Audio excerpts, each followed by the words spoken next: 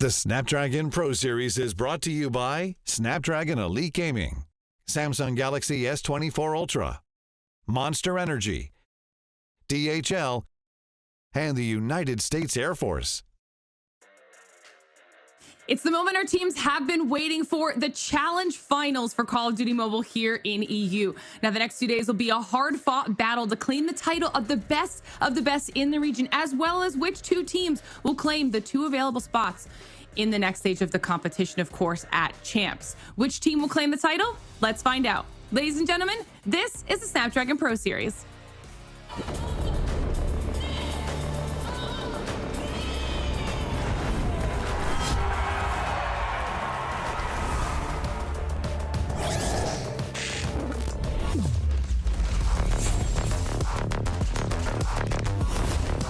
Looks like the players are ready.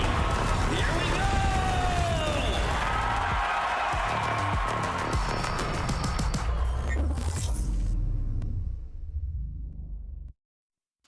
Hello, everyone, and welcome to the Snapdragon Pro Series. Today is day one of our Challenge Finals competition here in EU, and I cannot wait to see what our teams are bringing to the table here today. My name is Glitter Explosion, and I will be your host, and we've got to get the boys back in to join us as well, because we've got Infinity and Ton back and ready to go to start seeing who the best in the region is going to be. Brody, are you excited?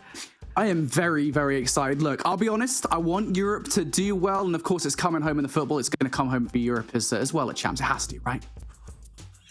I mean, yeah, you just kind of keep the trend going. That wasn't a very exciting thing watching England win yesterday, but we'll talk about Call of Duty Mobile as well. Ton, you're back.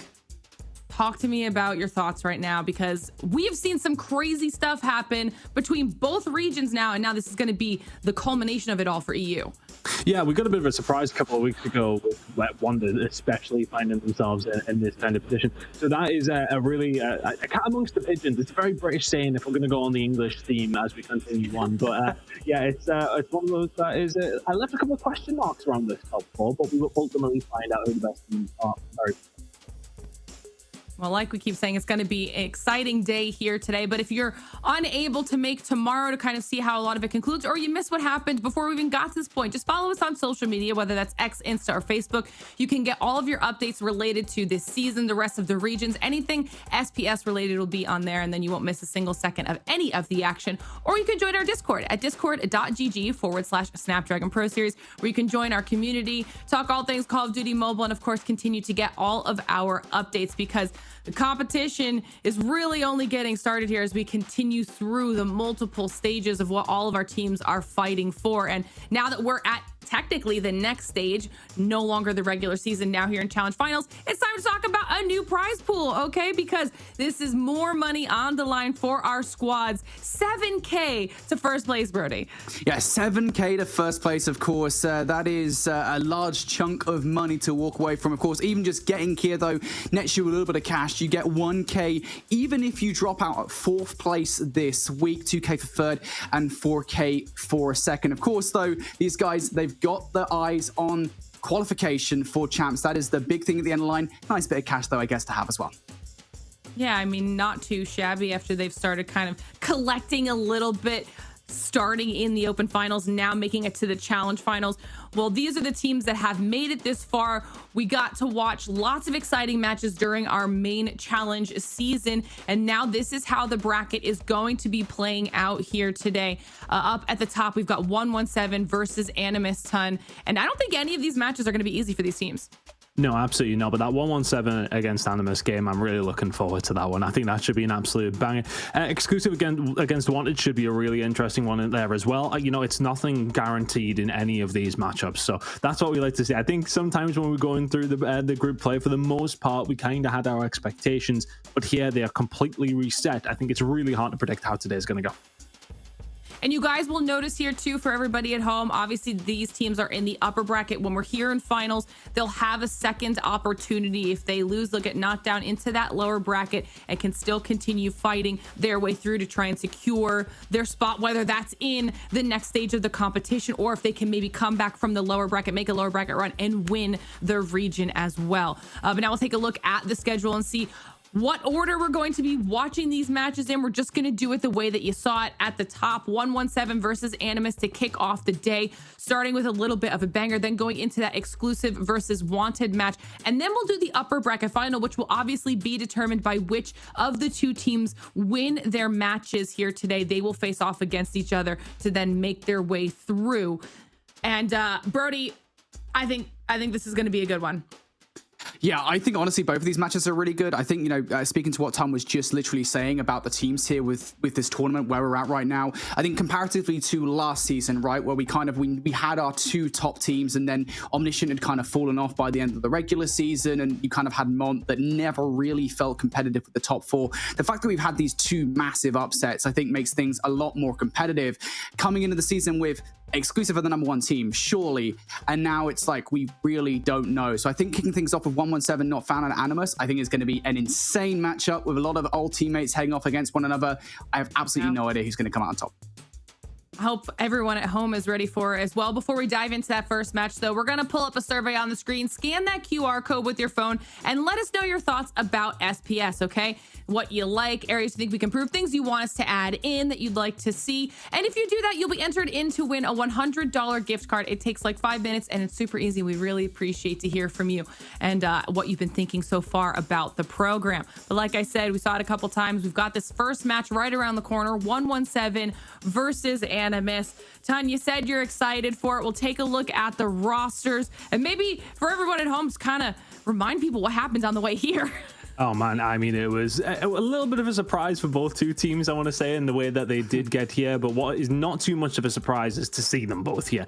I think it was just the route that they both take was maybe somewhat surprising. But for this 117 roster, obviously things have changed up from last season. But for these guys, you know, you still have to be pushing for those final places. They want to make sure they get into that, of course, final at the end of the competition, at the end of tomorrow. And of course, something we haven't really touched on as well, Lauren, is those champs places as well. Both these two, the teams who are coming through into that grand final, make it to champs. That is a huge part of everybody's reason to be in part of this program. So let's see if they can do it here today. Yeah, and looking over at this Animus roster as well, I mean, going up against 117 not found. Honestly, I think the one thing I would say about Animus coming in towards this best of 5 is there have been moments in which they would look arguably too relaxed, I think, versus top teams. And I want to see that kind of out today. I want to see them back on full form, firing on all cylinders. We go back towards that match that they lost in the upper bracket against Wanted. And it came all the way down to a game number 5. And I think, I think it was a takeoff search and story, if I remember correctly. Things kind of just fell apart from them on the defense. They were not able to win their 50-50s. If they can perfect that today, they should be good. Well, we said when we ended the regular season a couple weeks ago that they had a little bit of time now to do some VOD review and kind of nail down those last little mistakes here and there that they could work on. We'll take a look at our map picks next and see if they did have any takeaways from the last time all of these teams faced off against each other, as we'll be starting things off with the Summit hardpoint here. Ooh, looking at it, this is an interesting one, I think, just across the board, right? I mean, like, I think the Summit hardpoint being in is interesting enough just because this was that map, if you remember, that Animus played against Wanted. I think it's the map number 1 of that best of 5, and it went all the way down towards the wire, but it arguably should not have done because we saw that 100-point advantage that Animus kicked off with, or Wanted kicked off with, sorry. So for Animus to do pretty well on the second set there, I think bodes well for them going in towards this best of 5.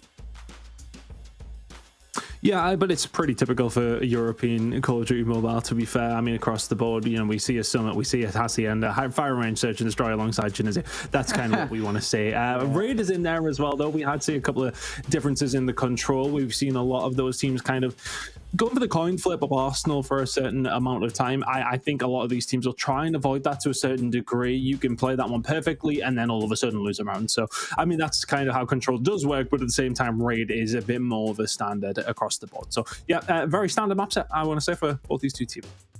Well, this will also determine which team potentially has a little bit of an easier road to try and get through to those finals, to get a spot in the next stage of the competition and get that much closer to claiming the title of the best in the region. Match number 1 is ready to go. So everybody at home, let us know your thoughts. Who you think is taking home the first match of the day? Birdie and Ton, let's kick this thing off.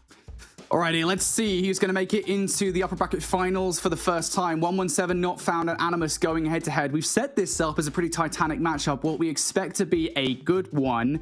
I kind of hope it produces now after all we've hyped it up.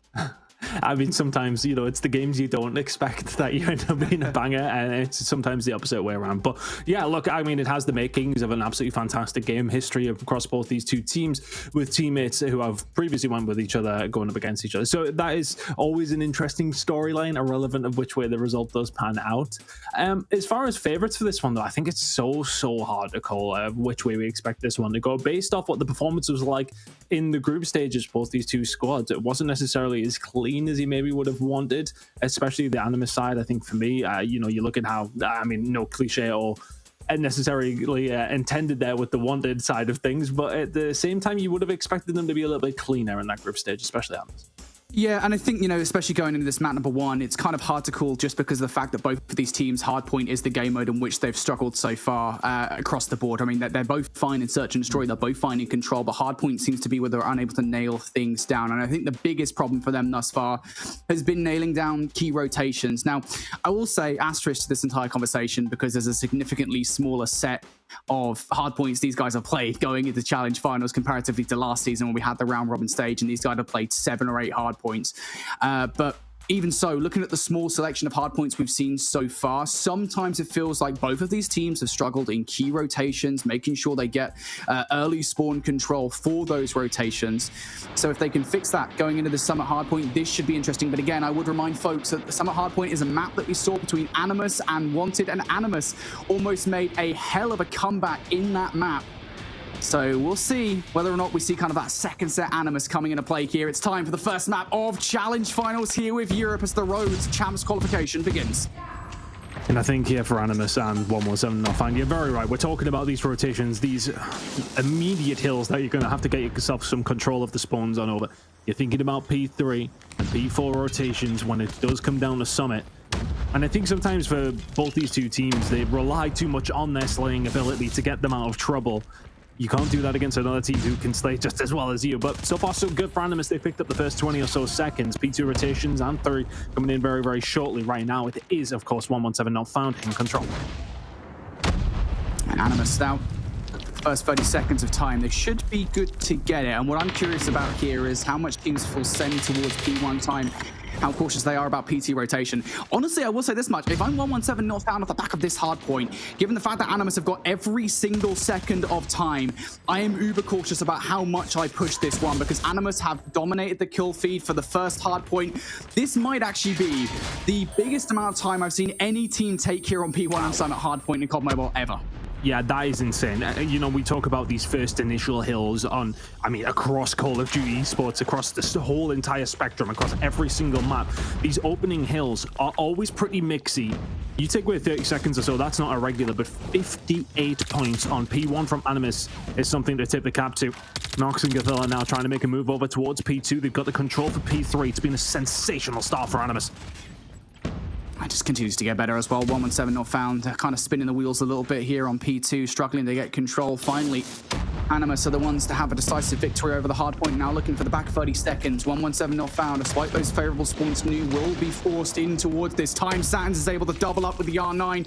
It's also going to be Inferno up top, known as Ikram here in the game, looking for some more kills. Shark will be able to double up here, and that might lead to some good time on Oral. But as we look towards New, big gunfights going down. 117 not found, trying to hold on, but spawns might actually have just flipped towards Animus. Yeah, that's a cruel one. They get inside the point here as well, but the next couple of gunfights are so crucial, and you can see which way they've went. Animus holding it down, Annihilator out for Gothilla, and all of a sudden they can start to cook. Oh, and the long range one under Lucky through the window.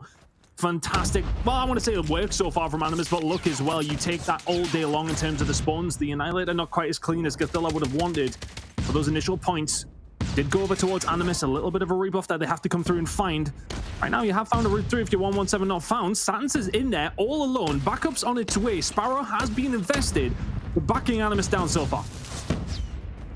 And this War Machine pellets from Say's not going all that well. As you said, Satins has just sat inside, and he is earning a wealth of time that 117 not found are going to want here. Investment coming through from Rasmo from the front. Not going to mean anything, though, because Inferno and Grizz will combine for 3. So for 117 not found, what was a disastrous hill has actually turned into a pretty fruitful one. Gafilla's trying for it, and Grizz will pull out the equalizers to ensure that this last set of time is going to be theirs. I will say, Ton, this is a lot of investment from 117 not found. I think the first couple of our operators kind of made sense to get inside.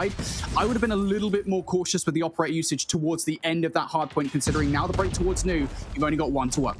Yeah, you have to be careful for those flips every single time. Shark starting to just do what he does so well, and that's slay it out. But I suppose if you find those investments, you find that scrap down, you find some decent time over towards P3. It's all very well if you can find a break over towards New, but you have downfolded ever so slightly. Animus and controllers, the time has popped. A little bit of control over towards Ice. Gathilla's going to put a couple of bullets into Inferno and a couple more after that as well. Holding it down, Satins is the only one who can find something through the front door. Is he going to get shut down? Of course he is. Shark is there. Former teammates going up against each other, and the equalizer's now out as well. Animus starting to rack those points up once more. But bear in mind, and I think just something to take away from 117 not found, 58 of those points from Animus were all found over towards P1, but they're starting to fry now. Shark continuing where he left off. 25 seconds to play full here. It's looking like all of Animus locking this down. Shark on a tail with these equalizers. I mean, look, the equalizers are a pretty good, hefty operator here in COD Mobile, but Shark makes them look even easier than they actually are. Animus have basically got a full 60 off the back of this hard point. The kill feed is entirely theirs, and if I'm 117 not found here with 10 seconds on the timer for this hard point, I move the heck away and set myself up from a P1. But Tom, we go back to that last set. We saw Animus take a full 60 away. Arguably the reason why they've got the lead they do right now. Can they do it again? I mean, it would be very hard to replicate, but it will be some effort if they did manage to do that again. And yeah, that is just an irregular occurrence across the board. Grizz has just dealt with Nox, though. What the hell was that gunfight? Grizz finds it, and now all of a sudden, 117 not found can start to get some control of this game. If you take away the full 60, I know it's all ifs, buts, and maybes, but outside of that, Animus have, well, okay, pretty much been tied across the board against 117 not found. Pretty even after that first hill, and I think you can't let that happen again, though, right? You think to yourselves, we go into a second rotation of hills. Ain't no way we're letting them get a full 60. We might just try and do it ourselves, though. Currently locking it down. You can see already the Sparrow out from Sands. He gets wiped. But still decent control here for 117 not found, and that is a good comeback to try and fight. B2 and 3 coming up in 15 seconds. But a really good job over towards P1 again, but on the other side of things here in this matchup. Yeah, the lead that Animus had built, I think, early on has now been displayed somewhat. Still a pretty hefty one at 50 points to the good, but still, the lead might well be in reach for 117 not found if they can have a good hold on this hard point. Animus now approaching this one all the way from the front. Keep an eye on player number 5. Shark in for the flank in an attempt to try and flip those spawns out. They have spawned one player out. Investment now coming through. Shark's Predator missile doesn't actually land on anything, but it does send a player inside for long enough that Narks can pick up that frag. Saze can now get involved in the conversation as well. If Shark's idea was to flip the spawns for Nu, he's done exactly that. Perfect play. Starting to find the kills at the right moment as well, as the hill had popped. 40 seconds to play for here, but a lot of investment from both these two teams. I think for Lucky, you're going to find a little bit more than that, though. Satins will find too on the back end of things. And still the control for the spawns is going to be there from the side of Animus, but they're starting to lose the gunfight, so maybe the wrong time. Githilla will find one back. That may well be crucial. Gets a second on top of it. But look at the big push coming through the ice side. If we're going to switch over to somebody over on the other side there, it would have been Rasmo. He gets wiped up pretty much immediately. Says now going to try and lock this down. I just don't think he knows that there's 3 players here, though, and that is an enforcement of a switch from 117 not found. They just send everybody there, but they still need to get rid of Saze. Yeah, Saze has been super quiet right now. They have absolutely no idea that he's there. Certainly with the positioning of Sands, I think, suggests that's the case. Sands goes for the check, and Saze is going to win that gunfight. Saze is going to find more value towards the backline now. That's 2 kills. Has that opened the door for Shark? Maybe no. Slayer will shut him down. Through the front of the hard point, though, Narks is able to get through. Back spawns through for 117 not found. Animus, they want to fight this one from the front. And they're managing to do so far. You can see the equalizer's being popped by Shark already, and he's just going to hold this alley down. There's another one to add to the kill list. Is he going to be able to force his way back through, expecting the flank to come through? Satin's old teammates just right in front of him, cutting them down. But the kills start to come back through. It is going to be 117 not found to try and find some value back from what was a really good rotation. 30 seconds to play for here. Animus have broke 200. You need everything, but Rasmo has just went through the back door, can only find a couple. Everybody else will be shut down. Rotation will be in for Animus over towards the next hill with 20 seconds to go. You're going to be about 40 behind by the time we get over to what was such a valuable P4 for Animus last time out. If they do that again, 117 not found are going to be massively on the back foot. Animus will be there first towards this next hard point. 117 not found. We want to break pretty much immediately here. They have to do so as a team, though. This can't be an individual effort, and I think Satins is feeling a little bit that right now. He's feeling that solo play. Gets caught out around the back line by Shark. A little bit premature now because the rest of the team are not there to pressure as a squad. Animus should be good for the first few seconds. Annihilator now starting to come out from Githilla as well. Kills being made across the board here. Narks for a double alongside the snow. Animus now looking for this one. Narks able to get 3 in a row. Coverage now from the players off the respawn as well. Narks surely not for number 4. Animus here. They are holding on. They can still finish it on this hill. Oh my god, Narks is just going to put the cherry on top with the missile coming in. Big hold coming through from Animus. They can absolutely still win it here. Push going to come in from the ice. He gives it up for 1 second. They sneak on through. But do they have the presence of mind to try and get themselves inside the point? Animus can now not win it here. But a rotation over towards P1, they are surely not going to be far away. You have to just find a little bit more if you're 117 not found. 10 seconds to go. Animus still in control. Animus just looking for the last few seconds. As you said, they will not find it here on this hard point. 117 not found. This game hanging by its fingertips. Animus just looking for 5 seconds. Sands going to wait patiently inside. Operator's now starting to come out from 117 not found. Sands is going to find 1 kill here, but how much help does he actually have? Lucky over the top of the War Machine is trying to provide the coverage. Says now, can he get through? No. Lucky's War Machine is going to take them down, but Animus now starting to find some of these kills. It's 3. It's 3 for Githilla. Q finds his way through, and that might be it for Animus here in game number 1. And it will be 117 not found. Overwhelmed there on Summit Hardpoint. Straight from the get-go, right? You see Animus pick up 58 seconds. Look, you think about deficits on a hard point, 60 points is more than enough to start getting a little bit worried. You're heading into the second hill and you're already 60 behind. You're like, oh goddamn, a mountain to climb almost immediately. And that was kind of the deficit that remained the majority of the game. I want to say it never really got below 40. Animus never let that lead go. 117 not found, threatened a couple of times. They huffed and they puffed, but just could not quite break the doors down. Animus, really, really good job. And I think, you know, when you do find yourself in that lead, it puts less pressure on these rotations. It puts less pressure on being able to be perfect. You then have the opportunity to make mistakes. Not that they did, but You've seen big plays coming out from them left, right, and center. Fantastic job from Animus and map number 1, and deservedly find themselves in the lead. I think it's just real crucial moments there for Animus, right? Not just the full 60s they're able to take away, but on the hills they didn't get control of. You know, for example, on the second set, I think it was P3, right? Where they didn't have the back spawns. 117 not found had control of the hill, so what do? We can't force our way through the front of this hard point. We're going to hold these guys at bay, make sure they do not flip the spawns out for new, and just make sure that the rotation will be ours if we can't take this time away from 117. That's exactly what they did. Look over to our final scoreboard at the end of that game. Feels like it really is shark infested waters as we have a Shark player going 43 and 26 in that one. Ridiculous game from Shark. That is very much at the top of the pile. Big slaying game coming out from him, and that does make a difference in those kind of moments. Nobody really there for 117 not found on the level we would have expected. Every single time that we've seen Grizz kind of in and amongst it, was doing the work with a shotgun, as he so often does, but wasn't enough. I said it, just you immediately put yourself on the back foot there with that P1. You've got to do better. You cannot let the teams get that kind of advantage straight from the rip. As I said, it just gives them the momentum. It gives them the onus to try and like just run the game. You can control it from there, be proactive, and that's exactly what they did. You can't let that happen so early on. A mountain to climb almost immediately. So now you're going to be heading into, I believe, a Tunisia search and destroy. 1-0 down. If you're 117 not found, you will have to bring a lot more to the table than we just seen there. For Animus, though, I think important for them to get map number 1 there. From what we've seen last week, obviously struggles continued, but we didn't see the struggles continue, I should say, when we did head into that first map. Rotations looked fantastic. The game plan overall was obviously just to slay out when you did find those moments. And as you said, you kind of had those pop-off moments from both two teams, but more so from Animus, and so many different moments from Animus on occasion. I think Knocks down Ice Side was really the one that solidified the map. And all of a sudden, we're heading into Tunisia. Animus get a hard point underneath their belts, and now we'll be feeling supremely confident throughout the rest of this series. On to attack for them, first time out. 117 not found on defense.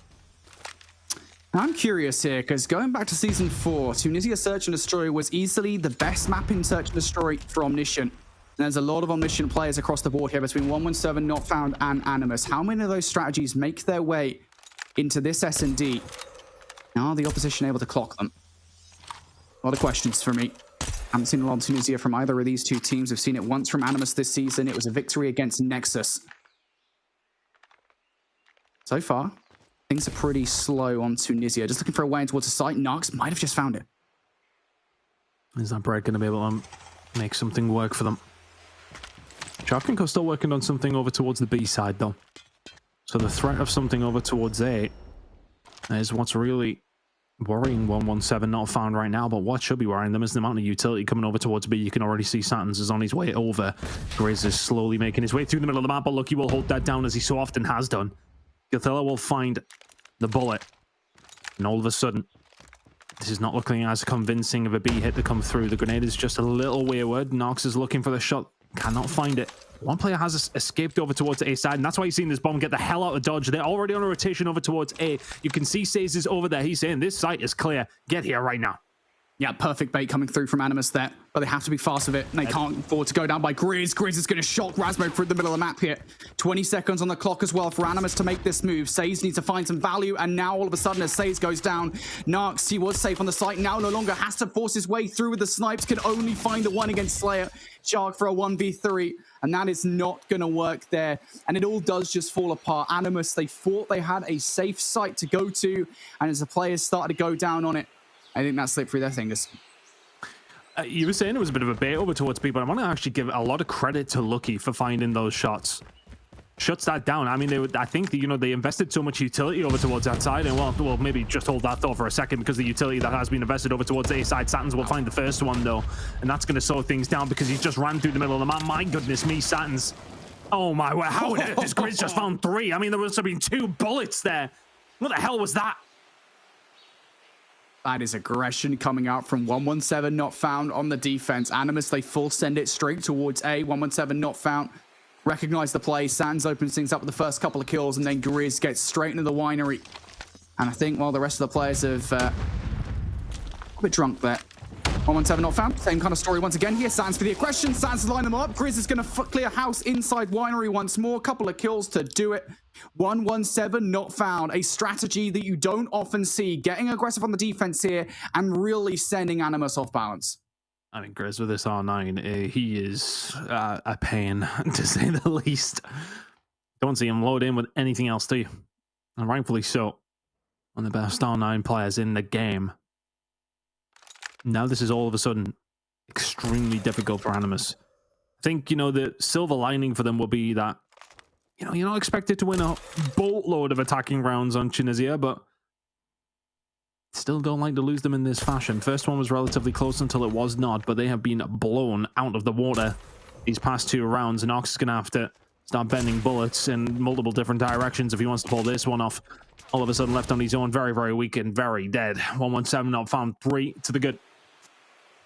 I know you said that generally speaking you don't see these offensive round ones, but I still don't think you see it this unconventional. Yeah. Like 117 not found, the way in which they're doing this, generally speaking, it's because the offensive team can't get into the site. It's not because the defensive team gets all up in your kill and play that 117 not found out.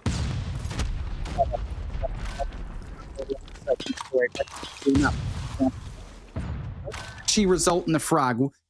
Animus are able to get the hell out of dodge. They survive on full health. Rasmo looking for the opening snipe though, and Inferno. I mean, of course, Inferno's going to win that duel all day long. It's such a hard fight to find, though. Holding the angle, just hoping you're going to catch him off guard. Unlikely to happen. All of a sudden, the onus is put on Animus to try and find something again. A is, well, I mean, strictly speaking, not working right now for them. B looked likely on occasion. Lucky shut them down over there. They didn't want any more of that smoke. But now all of a sudden you've run into what feels like the lines down over towards A. Slayer locking it down from this side. You can see Grizz pushed up. He's finding the kill here as well, isn't he? Of course he is, because it's Grizz with the R9. There's 7 in 4 rounds. And he's got time for a couple more in this one. Animus just cannot get through, no matter what they try. But this is a bit of a different look coming out from Animus, and I'm curious about the route that they actually end up taking, because if they do opt to go towards B, there's an opportunity to catch a player off guard, depending on whether or not the timing is there for Satins, because he's looking back and forth here between both of these different options. Here we go. Is the timing good? Satins has just spotted him out, and I think Gefilla just took a little bit too long with that one. It needed to be fast, it needed to be furious, and now it wasn't. And I can't imagine that Shark is long for this. Well, either the smoke is actually going to be screaming after he gets away. Will get traded out, though. Saves now from the other side. Is he going to get some poor timing? Yes, he is. Was not able to catch Satins off guard despite the reactivity. And again, I feel like if Animus were maybe a little bit more decisive of that, it might have worked. It feels like they're waiting for the round to come to them. And when you're on the attack on Tunisia, you can't do that. You have to be the ones being proactive. They haven't been able to find an opening whatsoever over these last 4 rounds. It has been a stout defense from 117 not found. They're getting aggressive through the middle of the map again. Here's a second one for Grizz incoming. Not quite. Shark will find it. Satins will fall. And that is the first time that the aggression has not been rewarded. But Inferno says, yeah, okay, bet, nade, snipe, get the job done. And all of a sudden, it's a 3v2 in favor of 117 not found. Like 117 not found, just have all the correct attributes here to win out on Tunisia Search and Destroy. They've got that sniper prowess. They've got that aggression when required. Animus feel like they're stuck in the mud. The problem for Animus here, though, is they probably would have expected maybe a little bit more presence towards the middle of the map right now. So they feel like they're a little bit secluded, but realistically, the middle of the map is wide open. So what can they do with it?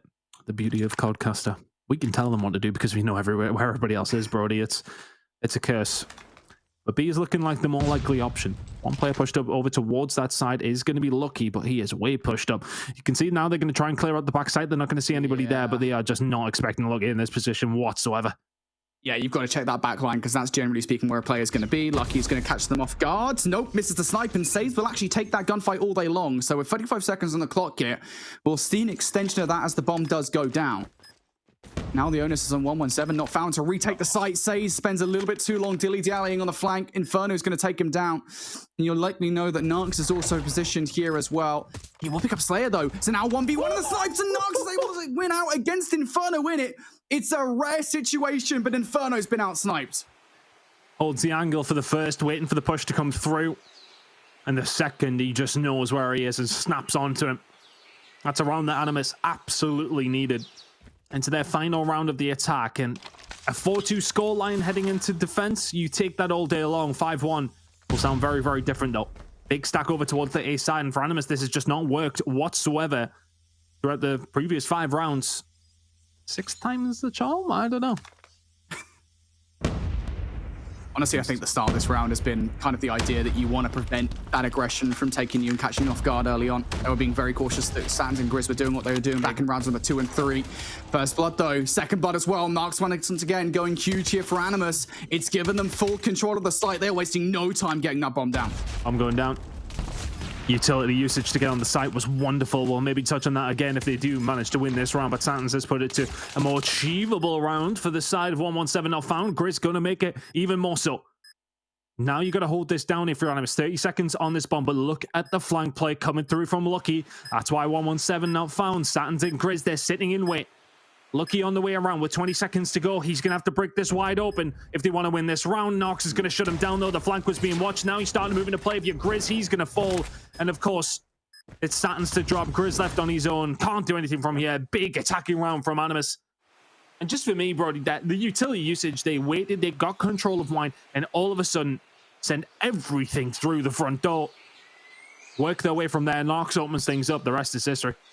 Yeah, I think towards the end there, 117 not found were very much reliant on the fact that Lucky wasn't spotted out. Unfortunately for him, as soon as he turned towards Winery, he was, and the play just fell apart as soon as Alex Dale took that fight. So Animus get their second offensive round on the board here as we go towards the defense. Grizz finding a route through the middle of the map and somehow surviving by virtue of help from his teammate in Satins. Unfortunately, Satins will actually go down afterwards, as does Grizz. So now it's all just down to Lucky and Slayer, and despite the unconventional start to the round, 117 not found.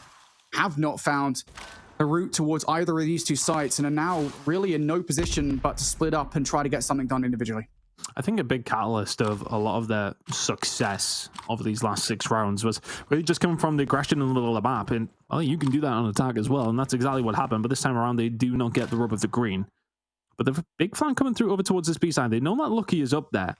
So I don't think anyone's going to answer this question.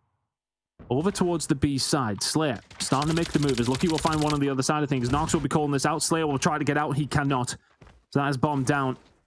And now a 1 versus 3 for Lucky to try and pull off. Rasmo, of course, over towards the A side, but this is a difficult round to win for Lucky now. I think it's just kind of the problem, right? In that splitting up of the play, you want to do something individually, but as the bomb carrier goes down, Lucky's now in a very awkward spot. Has to really split the difference here. Has to go full phase 5. Can he get it done? Spotted out. Shots against him. Lucky going to be sent away. He's weak for the reach out with 25 seconds left. Not really much of a choice to do anything else but. And it is going to be around here for Animus. Again, 117 not found. In Search and Destroy, they do these things that are kind of cheeky. They come out with these unconventional starts to the round, but sometimes it can work against them. That was one of those. You got a bit of timing as well with Grizz. Get through the middle of the map, just ended up in a trade. And again, same story. Grizz is having such an entertaining time that he's like, okay, well, let's just do it all over again. Straight through the middle of the map with a shotgun, and then you have the cover coming in from Satins and Lucky. It's Lucky to pick up the kill. And now they're moving over towards B. It's almost inevitable the rest of the players who have been just doing such good work in the middle of the map are going to stay here. Satins and Grizz are ready to just make a move wherever they need to. Yep. Slayer going to check the corners. This bomb's going to go down to B. Yeah, the problem is you've pushed Narcs out if you're Animus here, right? Narcs, I think, effectively reacted there by trying to make a move through the middle of the map, but by the time he'd done so, he'd lost the second player on the site and lost full control as well. I am curious about this one, though, because 117 not found seem to have split their forces somewhat. Satins and Grizz are positioned over by A. There's an opportunity to rotate away from the site. And as Grizz has found Gefilla, that might now be the play. You have a lot of options here. You've got a wealth of time to make this one happen. Animus, again, in that same position 117 were in the last round. No choice but to split the forces. Narcs is trying to make this situation more palatable. Goes to the sniper to get it done. On the other side, Satins is tempting fate, tempting death. Narcs looking for these fights. And finally, he is going to get caught out. Satins just leads him straight into the path of Grizz and path of death. Good shot from Rasmo, but I think it will matter very, very little. Grizz with 13 kills to his name, and it's unlucky for some, and right now it's unlucky for Animus. 117 not found's aggression through the middle of the map is just being led by Grizz. Is it going to be number 14, Rasmo? Probably doesn't want to end up as another stat, but he will. Grizz finds a minimum of 4 in that round, and that is now a 5-3 lead for 117 Not Found. Very good position for them to be in, but to find that attacking round nice and early gives them just a little bit of a buffer, gives them time. Animus will still feel like they can come back into this game. But 1 apiece after 2 attacking rounds, you take that all day long. I was talking about 117 Not Found being an unconventional team in Search and Destroy. Certainly one of the most unconventional teams in Search and Destroy I have ever seen here in Call of Duty Mobile. And this is a much more standard round from them. They're playing this one much more tactically, much more slow. Still keeping their options open early on in this round. And I think a lot of this is going to come down to Inferno up top in Winery. You can see the way he's positioned, as is Saturn's, towards the A site. If they can find some bloods here on the move forward, it would probably move this bomb over towards A. But even so, feeling what's going on a little bit. Just trying to find something. I wonder if Animus have just kind of given up that mid-map to a certain degree just purely because they've been losing out on those gunfights. Stays is going to hold the acute angle, Lucky and checking it. But a big push coming on over towards the B side. Shark in the corner. He's going to have a full stack of teammates to help deal with now 3 members of 117 Not Found. You back down from the B side. Rasmo, he wins that gunfight against Inferno. Is a clean round so far. Coming through from Animus. 5 versus 2 in their favor. And getting back into this round now is just going to be so difficult because, again, Animus do have players sat in really weird positions. I think, again, you point out Shark in the corner, right? Sat, chilling in the plant. I don't think anyone's ever going to spot that one out. Grizz might have actually just found the perfect route in behind, though, and somehow... How the hell has Nox got away with that? How does he get away with that gunfight, mind you? And now there's one more player left on the slate. Slayer is going to get taken down by the surprise jack-in-the-box that is Shark, but still... How that penultimate gunfight even happened like that, I have no idea. Considering that Grizz has not missed a bullet with the R9 so far in this game. Just misses Narcs instead. Yeah, just misses that one. Look, I think he has the silver lining of the round was probably done anyway, but he finds that there may be something's on the cards. Big investment over towards the B side, though, for 117 Not Found. That aggression. A pattern in aggression that has just been working out so well for them, and Grizz specifically. Comes out over towards B. Bomb is down, 45 seconds to go. Has to be a 5v5 retake. This is very fast from 117 Not Found. Animus once again forced out of sight. Keep an eye on player number 2, though. Rasmo looking for a flank through the middle of the map. Might have just found Inferno and does. So that's them found out. Animus now need to be much more honest about this one through the front. Couple of players up top with the pre-fire, though. It's Satins and it's Grizz. Would you, Adam, and Eve it? They're there for the kills. Grizz is going to find the first one. Rasmo, though, through that route is able to trade things out. Now a 3 versus 2. 2 versus 2. Grizz now left alive here for 117 Not Found. Time not on his side. It does not matter. Animus able to perfectly retake the site. And those things are very, very difficult to pull off. A wonderful retake by Animus. And that is maybe a huge moment because you think with the aggression, you think with the setup, 117 Not Found have got this on lock.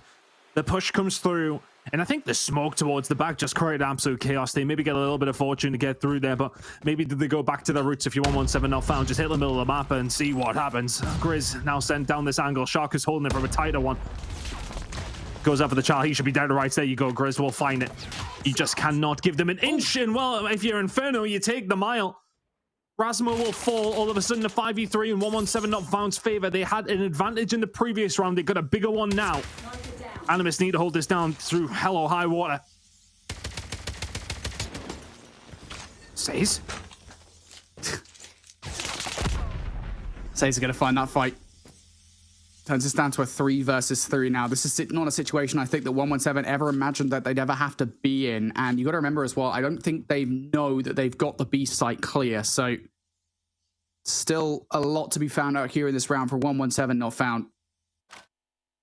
But if they do realize it pretty quickly that the B bomb site is theirs, fortune might well fall in their favor, especially if Satins is sat right in the middle of the map. Might be able to catch some rotating players off guard. I think Sands really is the key to this play for 117. I think 117 are just kind of waiting and presuming that Animus are going to think they're going to be. It's kind of a bit of a double bluff, Brody. I'm not going to be able to pull it off. Satins is going to back on down. They're going to start to have to make a move very shortly. 30 seconds to go. Nades out, utility out for somebody who is just not there. That nade back over, though, on the other side of things is not going to land at anybody, so no information gained from Gathilla. This bomb now will go down over towards the B side, and 45 seconds remaining on the clock. Nobody to worry about in the middle of the map, but you very much have something to worry about in the form of Grizz, who has 17 to his name. Is he going to be able to add another 3? Just insane, Grizz. I mean, I know we're pretty deep into the search and destroy, but still 17 kills is wild. Here we go, though. Open engagement. Slayer able to take Says out on the flank. Nox gets through. Grizz is going to turn on him just like that. Last player for Gafilla. And everybody wins their ones there as the defense of the site. 117, I think, almost bluffed themselves out of that round.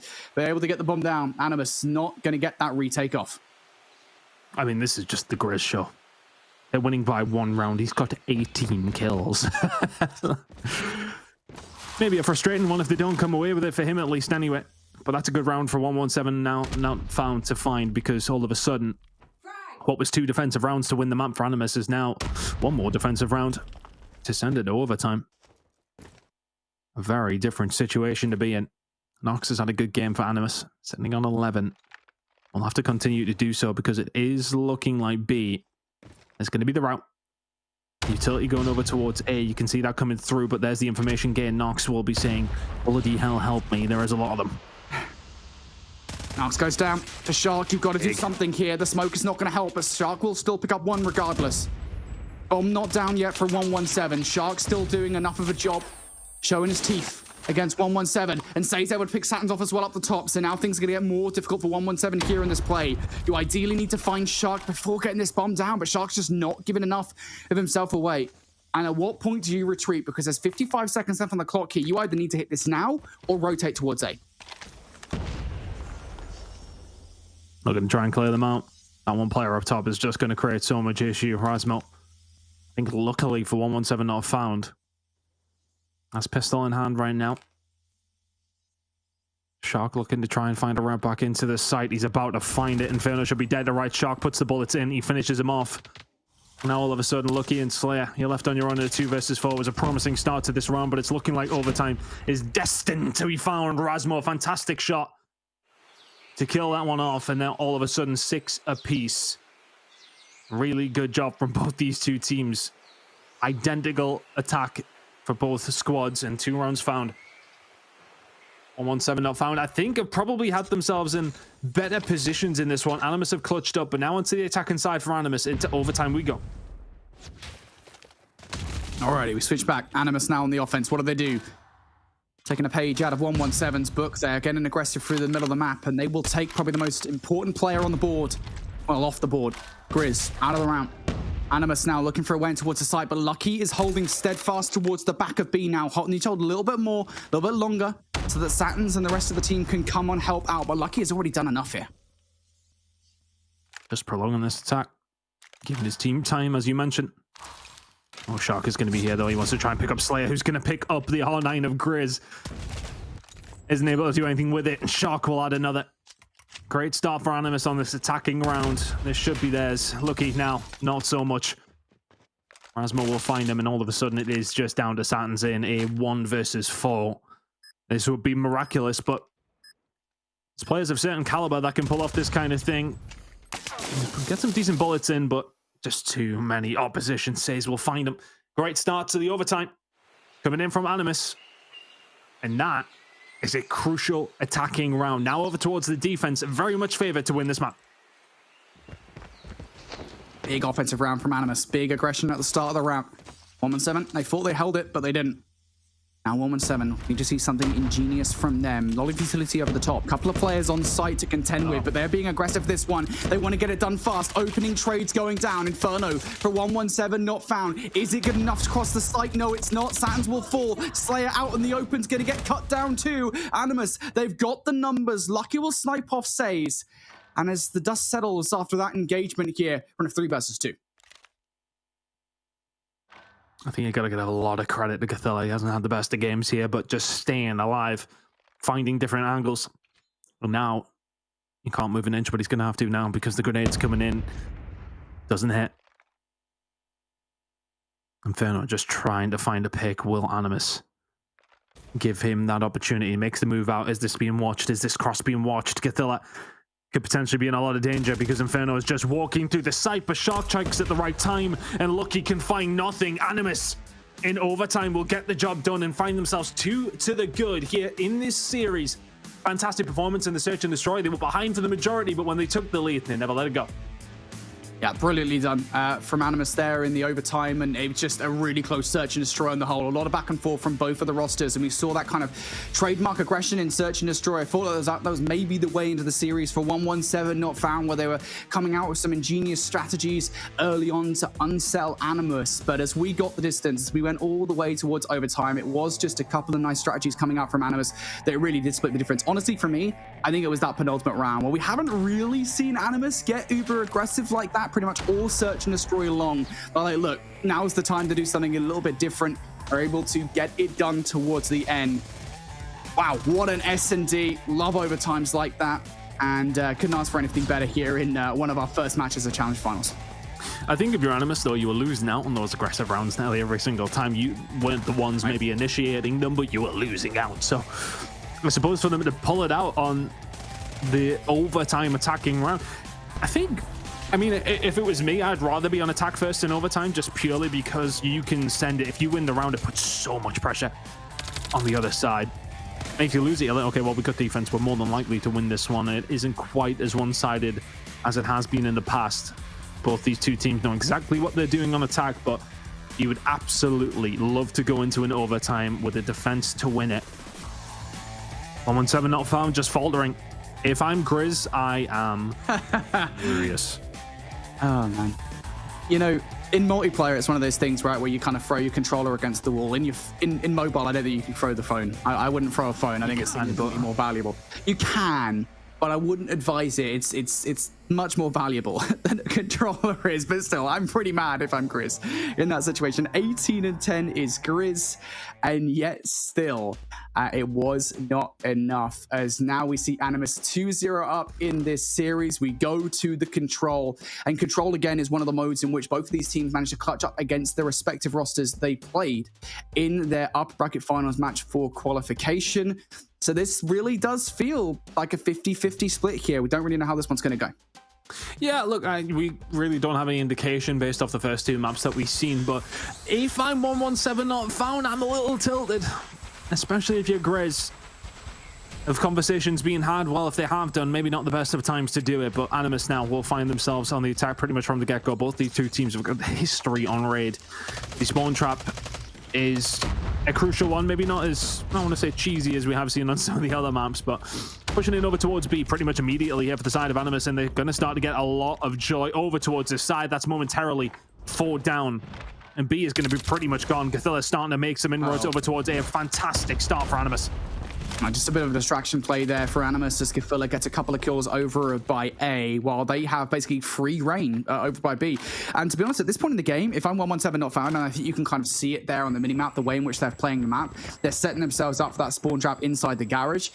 B is chalked. There is nothing you're doing about B. An extra 60 seconds is going on the board regardless, and now all of this becomes a lot more weighty on picking up some kills for this inevitable spawn trap. They just can't do it, though. It's going to be Inferno taken out. There goes Lucky as well. If Saturn's falls here, this is disastrous for 117 Not Found, and there Saturn's goes. And 117 still have players around here, but for Animus, I mean, you've survived that attempted spawn trap.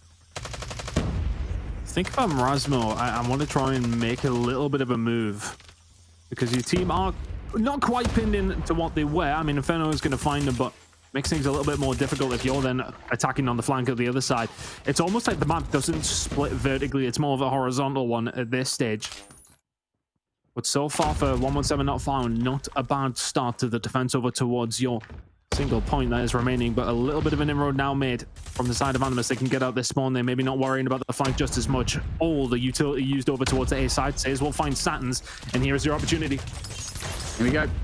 Animus looking to make their way on towards the point. Grizz is going to get a couple by open steps, though. That's going to alleviate a hell of a lot of pressure here. It'll make Animus question whether or not they should be hitting this as aggressively as they are. Grizz still like those spawns, though. Going to get shut down by Gatilla. Also picking up fights here, and all of a sudden Animus, they've made their way towards the point. After a push forward, but players towards the point are starting to fall. Daisy long to get this one going, and while he does make his way towards the basketball point, it's not for a 3-pointer. His positioning is still everything for Animus here. Oh, can you get away from Inferno? You can. That's huge that he survives in the middle of the map. And really, it's been 117 not found, just controlling that area the entire round. Nox is going to be able to answer back. All of a sudden, we do have an 8 versus 8 onto the point. Has got to be the option here now for Animus. They have stopped the clock. They're about to get their second tick. You need to make a move right now. If you want 117 not found, it's going to be Inferno to be the tip of the spear. But Cathilla and Nox starting to find the kills. Animus now in a 7 versus 5. 117 not found. You cannot fall. And there goes your talisman player in Grizz. The aggression comes through. Cathilla will find another. It's a 6v3. They've got to move now. Sand slice out towards the point, and all of this starting to fall apart now. Inferno is just anticipating over aggression, and while that is the correct call, Animus open things strong here on raid control with an offensive victory. A hell of a statement, and 117 not found sent reeling. Their map control in that entire round, beyond the one effort to spawn trap, was non-existent. Animus are walking all over them. Let's see if the offensive round here from 117 not found is any better. They've opted to go straight towards A. 4 players sent in that direction though, so the call is the correct one, but is the follow-up just as good because they're going to be facing down a war machine? The call was the correct one. Oh, from both sides by the looks of things. Cathilla will find 2, make it 3 with the Annihilator, and that's just opened things wide now for them to force themselves forward, try and find themselves a bit of a spawn push. Nox is here and just causing a ridiculous amount of issue. Sparrow threading the eye of a needle. Zikram will find one back. Inferno doing a good job just to maybe ease some of that pressure. And something I just wanted to touch on, the end of that round, 117 not found invested a war machine. Crazy to see it come out at the final moments to try and save it. They lose out, of course. Grizz doesn't seem to have lost out once in this entire series, but somehow his team find themselves 2-0 down. Now all of a sudden the push over towards B is looking good. Animus have already done a lot of damage. 43 seconds remaining. They are here in numbers to try and stop this from happening. Saze stood still. I don't like this. I think this might be a temporary disconnect come out from Saze as well. A couple of players, I think, across the board actually for Animus are going to struggle, and that's going to give an opening here for 117 not found towards the point. They should be able to get this one done. How many players are not moving right now? This is kind of concerning. There's a lot of players for Animus that are currently situated, a lot of players trying to reconnect towards the server, and all of this is offering a lot of opportunity here for 117 not found to make their way over by the point. Narcs is now going to start to move, as are players towards the point as well, but they have to win these gunfights. Lucky and Satins are going to open things up with a couple of kills. 117 not found are storming around the flank, but Animus, good enough hit hold, maybe. Oh my word. Oh, I look, disconnect or not, then they've just cleared them out. Inferno will find one with the Annihilator. They're like, oh, is your phone book working, boys? Oh, no, it's not working. Oh, okay. Oh, no, I'm back. And they're all getting killed. A ridiculous from Animus. 16 versus 9. I think they maybe would have been talking to the admins had they not found themselves back in this position. 117 not found. Absolute free reign over towards B. Haven't been able to make a count yet. Inferno is going to find Rasmo. You have opened things up here towards this pool side, but again, the mid-map control has been an issue. Not for Satins and Slayer, though. They'll find a couple. Grid's going to bring in the Predator missile. They open them wide. 9 versus 6. Can you get through and do something if you're Shark? How on earth he found 2? Surely he doesn't find a 3rd. My goodness me, Shark. It's ridiculous plays from Animus. It's a 9v3. Make it a 9v2 because Shark ain't missing a bullet. My word, how have they turned this round around? Our mage Shark. He's aqueous. He's got a pool right next to him. That is his grounds to cover. And Slayer, I mean, you're in a 1v9. You can see the way that Slayer is playing this one. This is damage control at this point, trying to buy some time that the operator can come through perhaps for the next round. But that's surely not going to happen. He's going to find Narcs. 20 seconds, though. Time is going to start to push him towards the point, and it's inevitable that he will end up falling. Shark single-handedly shuts down the rebellion from 117 not found. And now we need to see the perfect reverse sweep coming out from 117, a roster that's shocked exclusive during challenge season. Now we need to pull up a reverse sweep here in the control, and a reverse sweep in the series has to start now. Oh, and that's just not the start you want to see. B was just so easy, and it's so much easier. If Saze is going to find with the War Machine, just line them up and knock them down. Aggression continue to come through here on every single angle. If you're Animus, you want to just take what map control you can get and run with it. Pressure in over towards B. That's ticking on through. 117 not found. Yeah, you have to choke it. You have to get control of A. Mid-map was a bit of an issue last time around, and it's a bit of an issue that Stays is in money window. He finds a couple more, and Animus are running away with this game. This is not the start you wanted to a potential double reverse sweep from 117 not found. You are 8 lives down now. Animus are just a moment away from capturing B. They don't actually have the players over there, but that's because of the fact that they've moved over towards A and are now putting the pressure over on that point. This one already starting to feel like a foregone conclusion unless 117 Not Found can find some kind of gear. Lucky will pick up a couple of kills now. Gifilla going to invest in now later to try and make sure that B is done. There goes Inferno. Now plays through the middle of the map towards Art side. And Animus are sending everything towards the point now to try and get B done and add the extra 60 seconds to the board. But Tun, I mean, you have to ask the question, are they going to need it? Because this life advantage is perhaps the most daunting thing right now for 117. It's not quite insurmountable, but it is daunting. You are right. Starting to chip away here, though. A couple of players from the side of Animus as well, maybe having issues. Have people been charging their phones again, Brody? We've had this issue before. Nox is going to reconnect. That's allowed a couple of kills to fall their way. I think it's just a huge credit towards Animus. I mean, Inferno has just walked straight past Githilla, who is right now nowhere to be seen. Gets them back in, and Nox and Shark are doing this all on their own. 16 versus 7 as Githilla and Says reconnect. Oh no, we're back, boys. Let's even get back into this game. Oh, we're winning anyway. This has happened before. Doesn't matter. Does not matter right now. Animus might be in a bad spot, but it's okay because they can always bring it back. Shark now starting to slay out once again, get him towards the water, and that's where he feels best. Animus with a 3-0 in the control, a 3-0 in the series, are one step closer to booking their ticket to champs. That is insane. Look, I think map number 1, straight from the get-go, didn't quite smoke them, but a very comfortable map number 1 nonetheless. The Search and Destroy, though, that's the one that 117 Not Found are going to be looking at. Grizz will be starting an inquisition as to why the team could not turn that run around. He dropped, what, 18 kills, and they couldn't help him out. That's one of those that you'll look back on and say, right, okay, if we found that we're heading into another hard point that we maybe felt a little more comfortable on. But the control, I mean, look, these things kind of happen in terms of when you're playing an online game. Sometimes faults do happen. It is just one of those things. I'm not too sure what was going on with the Animus squad, but all seeming to disconnect at the same time, and 117 still didn't find a round. I mean, just blown out of the water entirely. They had their one opportunity, and Shark just said, yeah, no. Incredible work from the side of Animus to get this one done. 3-0 in the control, 3-0 in this series. And that will be them in a winner's final in a dominant fashion. I mean,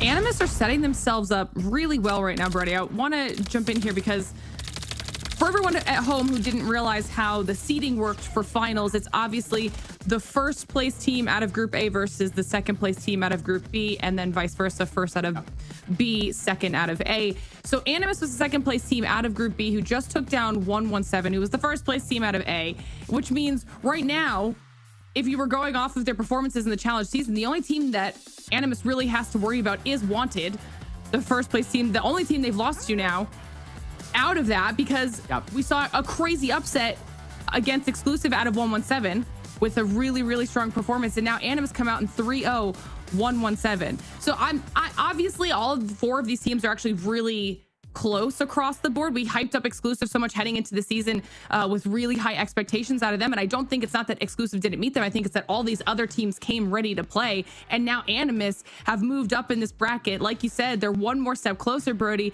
to being in the grand finals, to being the best in the region, to claiming a spot at champs. Yeah, perhaps I'll eat my words here as we get into the next series in just a second. But I have a sneaky feeling that Exclusive might have more to give us. I have this feeling. I don't know what it is, but going back towards that matchup against 117 Not Found, it didn't feel like the Exclusive that we know and love. And I think that would be the one threat, if I had to give one for Animus here in this bracket, is if Exclusive do step up and play the way, let's be frank, that they should have played back in that matchup versus 117 Not Found. I don't think it's going to be as easy as we might make it out to be. Well, for everybody at home, also, 117's not out of it yet. You saw on the bracket, they just dropped down to the lower bracket. They'll still have an opportunity tomorrow to continue through on the lower side of the bracket and still secure the second spot to champs, to still fight for the best in the region. So no one is out yet. It just means Animus is that much closer to getting to the next step of the competition. But like Brody said, we still have the exclusive versus wanted matchup right around the corner to see what both of these teams can bring to the table. Before we get into that, though, we're going to send it to a short break, so don't go anywhere. We'll be right back. The Snapdragon Pro Series is brought to you by Snapdragon Elite Gaming, Samsung Galaxy S24 Ultra, Monster Energy, DHL, and the United States Air Force.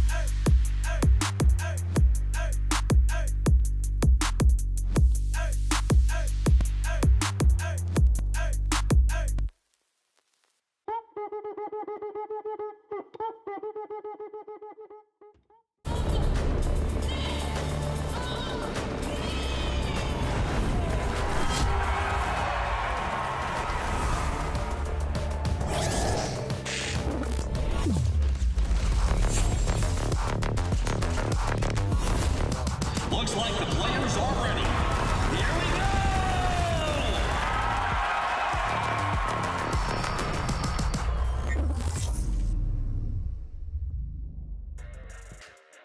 Hello, everyone, and welcome back to the Snapdragon Pro Series, where we are about to head into our second match of the day here for day one of the Challenge Finals in EU.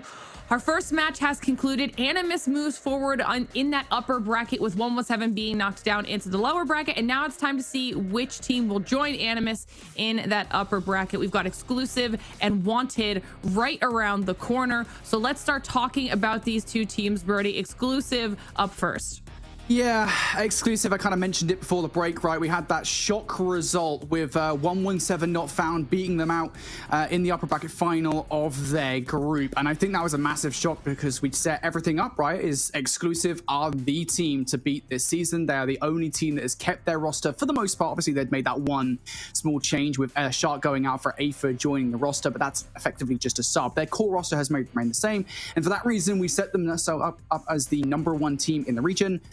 I don't think they've lived up to that so far. They had a lot more competition this time around, and they felt it. I mean, and then on the flip side, this is something that I was kind of mentioning before we went to the break, Tom. We've got Wanted, and Wanted was the team out of Group B that took out Animus in a really close 3-2 fashion. I mean, we had a bunch of these matches that went the full 5, but Wanted is another really solid roster. Yeah, solid is what we kind of expected from them. Not going through in first place, though, I think was the presumption.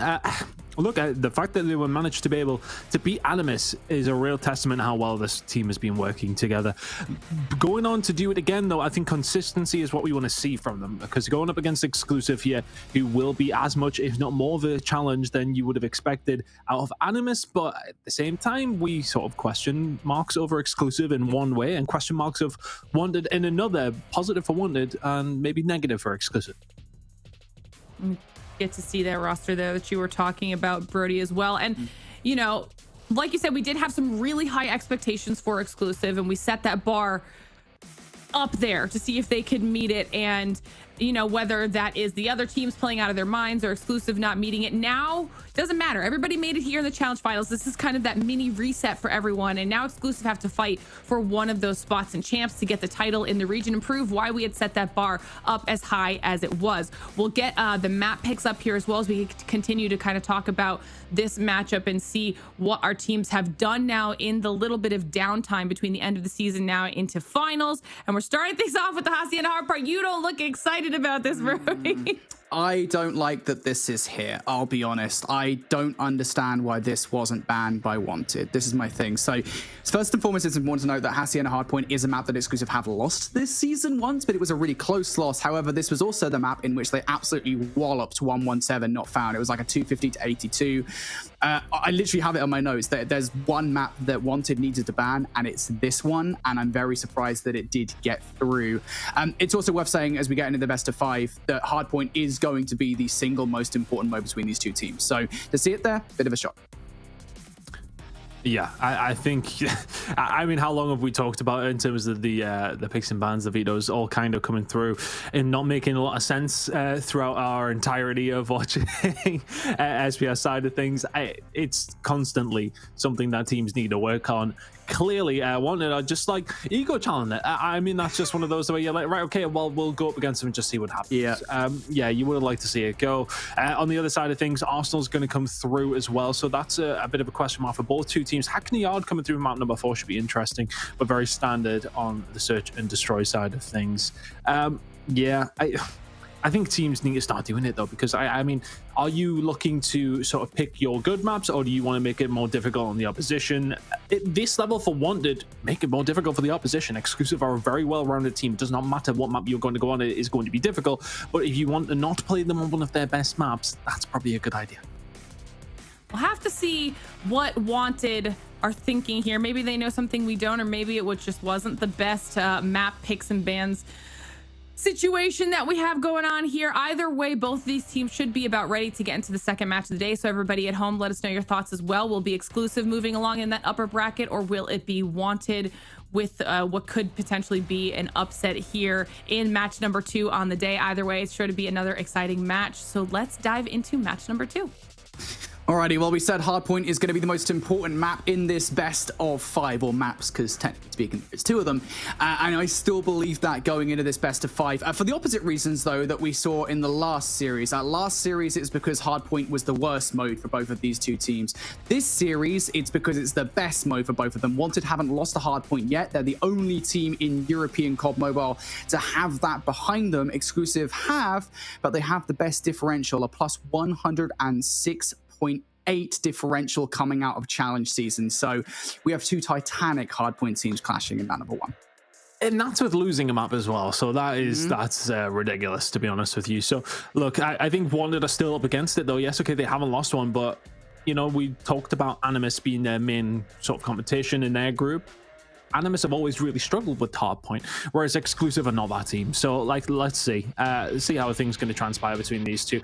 Exclusive, for me, will absolutely be the favorites, and they will be coming into this with something to prove. They know that, realistically, they got the easy end of the draw. For all due respect to Wanted, they will be seen as the 4th favorite team in and amongst this group, irrelevant of group finishing position or anything like that. Exclusive will feel confident in this matchup, but can Wanted surprise us again here, Brody? Well, we'll see what kind of exclusive I think we get in this map to see whether or not that's going to be the case, right? Is it going to be that team that just does not care whatsoever and is just going to fly at you and completely dominate the map? Or is it going to be one of those teams where maybe it feels a little bit uncertain at times? We shall see, but so far so good for exclusive. They're going to dominate the kill feed at the start of this game. Keep an eye on that rotation towards P2, folks. That is going to be one of the most important rotations we have here on Hacienda. And Champy comes in from behind, a player that's been so good for Wanted here in the challenge season. Comes in for a couple of kills, but it doesn't quite secure those spawns just yet. 25 seconds to play for. At this stage, in map number 1 between the previous 2 teams, I think it was Animus already 60 ahead by the end of this hill. Ridiculous players coming through, and Wanted have actually done a really good job. Exclusive are going to be the first ones there, but you can already see that Kairu was on his way over towards the garage, but he is going to get shut down in there. The kills come through at just about the right time and make it all 5. Fall Exclusive's way just as the hill is about to pop. Yeah, okay, we've got time. Let's get rid of that. No problem whatsoever. So much time for them to set up here as well, Brody. It's going to be a long time before one did even see the hard point. Yeah, the setup from Exclusive.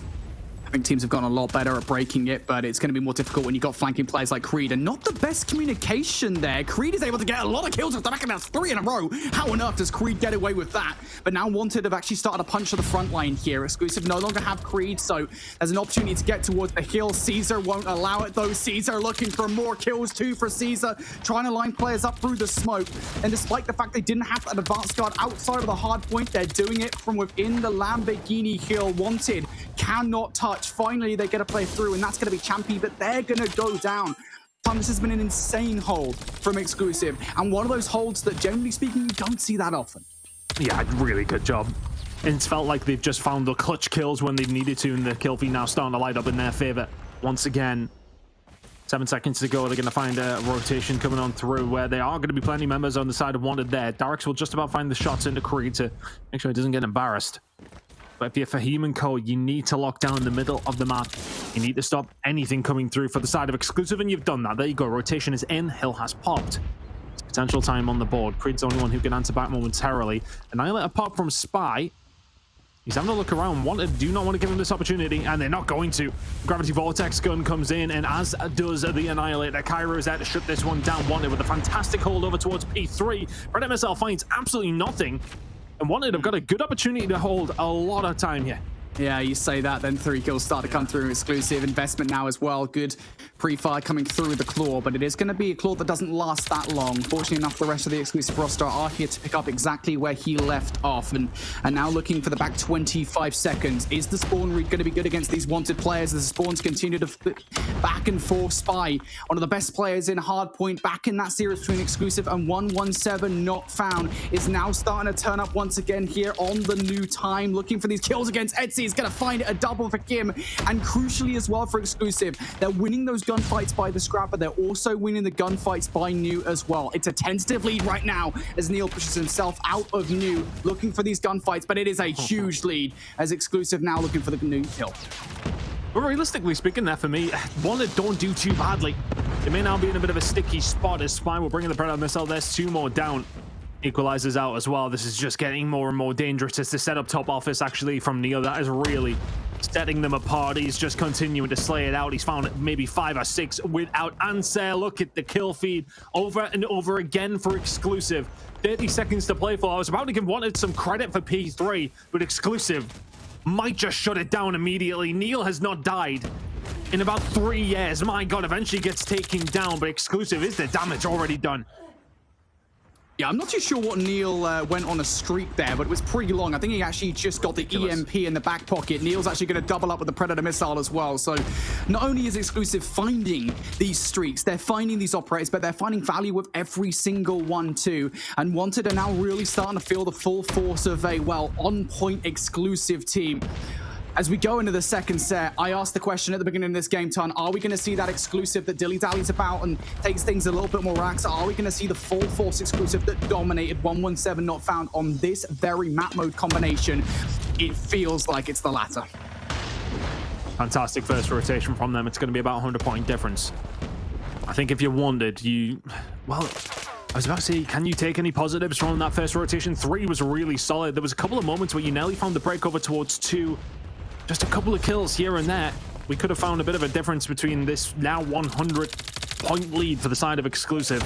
Starting to find the kills in the middle of the map as well. And every single time you think Wanted may have just found an inroad, it just all gets shut down. The gunny is very much there. Neil with 25 to his name, make it 26. He's just not missing bullets. Nobody on the point right now. 15 seconds to go, just a congestion. But P2 rotation starting to come in now. Wanted. A full 60 gets you back into this game, but how easy that is to do against Exclusive, I'm not too sure. Yeah, and you're already starting to lead this rotation as well, and we saw what happened last time around on this very hard point right time where Exclusive were able to get more time than generally speaking you expect a team to get, and they've already got that advanced guard forward. Once again, this time it's going to be Creed, who Creed is finding value, already finding a couple of kills, but as Creed goes down, perhaps the Sparrow from Etsy can do something, takes the player off the heady, that Caesar off the Lamborghini. Is this the opening that Wanted require? Also now War Machine in the play for Hakeem, who finds a double. Darix is going to find number 3. Wanted, they're broken through the front. Annihilator from Spy. What can he do to try and find and break through for his team here? 70 seconds and rising now for Wanted. The next 30 are massive for them. They can find the majority here, though, if they keep getting these kills. Cesar's the only one who can answer back. It's the first wave held. Want to do a really good job. 25 seconds to play for here. The temptation for Exclusive will be P3. But are they going to have one more stab at it? Neil will find a kill, as will Spy. Now here they go. Can they try and find a way through? Champion, Cairo combining together. Etsy will find another. And they're just about holding on. 2 different angles that Exclusive attack from. And Etsy's looking each and every single way and holding it down. They'll get the scrap time. They'll get nearly every single second at Garage. And the rotation is in over towards P3. This is much better from Wanted.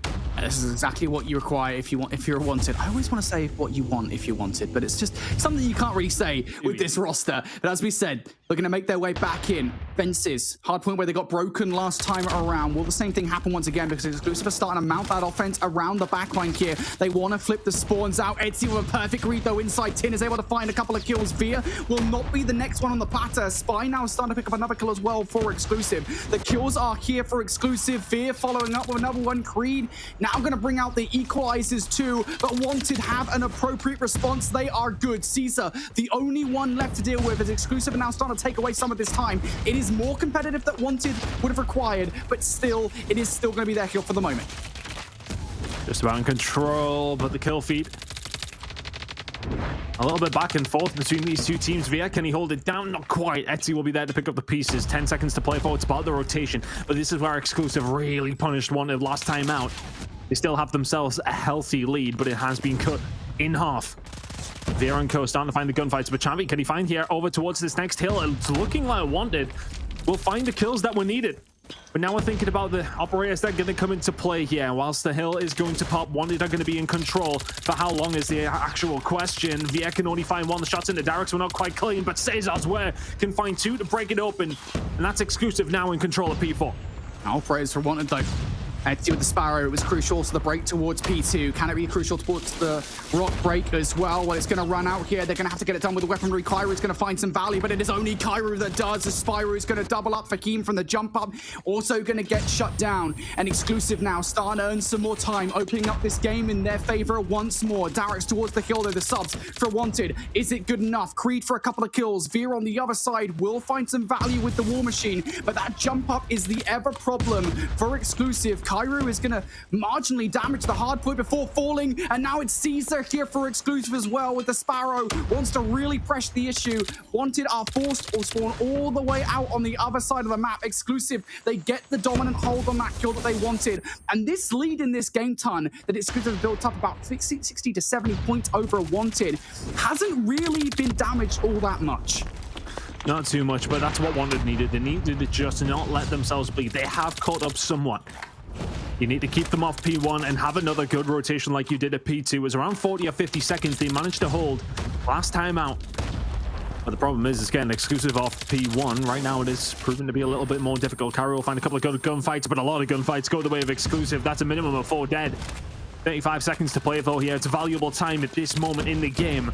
Exclusive is breaking 220, 30 seconds to go. They could have just about won it there, but Wanted will get themselves inside the point and slow the bleeding down. Now from here, Exclusive cannot win it at P1. You have to concentrate on P2. And they don't have the rotation. Wanted, there's a path back in towards this game, but they have to hold the rotation. You have to win some of these opening gunfights. Spy by the scrap, looking to try and win some gunfights to take this time away from Wanted. And Veer's going to do exactly that. At this point in the game, with Exclusives as close to 250 points as they are, 5 seconds like that could well be the difference between Wanted winning and losing this game later on. But here comes the Gravity Vortex gun. It was the weapon for Champy that gave them the Summit Hardpoint win in their series versus Animus. Is it now going to be the weapon? Maybe it's going to be the Annihilator from Spy. Spy only finds one, but Wanted, are they watching all their entry points? Couple of different angles you got to watch. You have to hold it down as well as you did last time out, but the numbers are thinning. Champion Darox will just about turn that one around, but Neon says I will be there to pick up the pieces. Yeah, the spawns are going to come in over towards the back side. Via will find one at the front in the pincher setup. It's got to be heroic from Wanted. They can't hold it down. The spawn out, big gunfight for Fahim to win, but into the equalizer blender you go. Fahim is there to answer back with the War Machine, but is it too little, too late once again for Wanted? A valiant effort in the second rotation, but Exclusive will just send them into map number 2 with a lead in their favor. Exclusive hold it down. They will get the win. Wanted. The comeback was valiant, but not valiant enough. It really felt like towards the end when Wanted had that rotation towards P2. Perhaps this is going to be the moment they're able to come back against Exclusive. Perhaps this is going to be the moment where they make things competitive. And unfortunately, I think just as they get broken there, they get overwhelmed inside. The spawns flip against them. Again, it's just that leader's advantage that you see a team have, you see Exclusive have. They use it to their advantage, man. It really did just feel like that was the moment where Wanted lost the game. But I guess, I mean, look back towards the start of the game as well, and that was probably a bigger issue as well for Wanted. And arguably at the end of the first set, I think we were sat at like a 90-point advantage or something silly like that for Exclusive. That I think was very, very damaging to Wanted. It took them a while to get back in the game. Yeah, you find yourself that far behind than Exclusive. I mean, we've talked about it so many times, right? The team who have got that 100-point around circa lead, they can just concentrate so much on just etching away at scrap time. Those final 10 seconds on hills when you're already that far behind, it makes such a massive difference, doesn't it? You need every single second if you want it when you're that far behind, and that ain't easy to do. Exclusive in the end will walk away with a comfortable one, but Wanted did start to warm into the game, but far too little, far too late. Neil, a ridiculous performance from here, 42 and 31. I think he found 30 of those kills in top offers.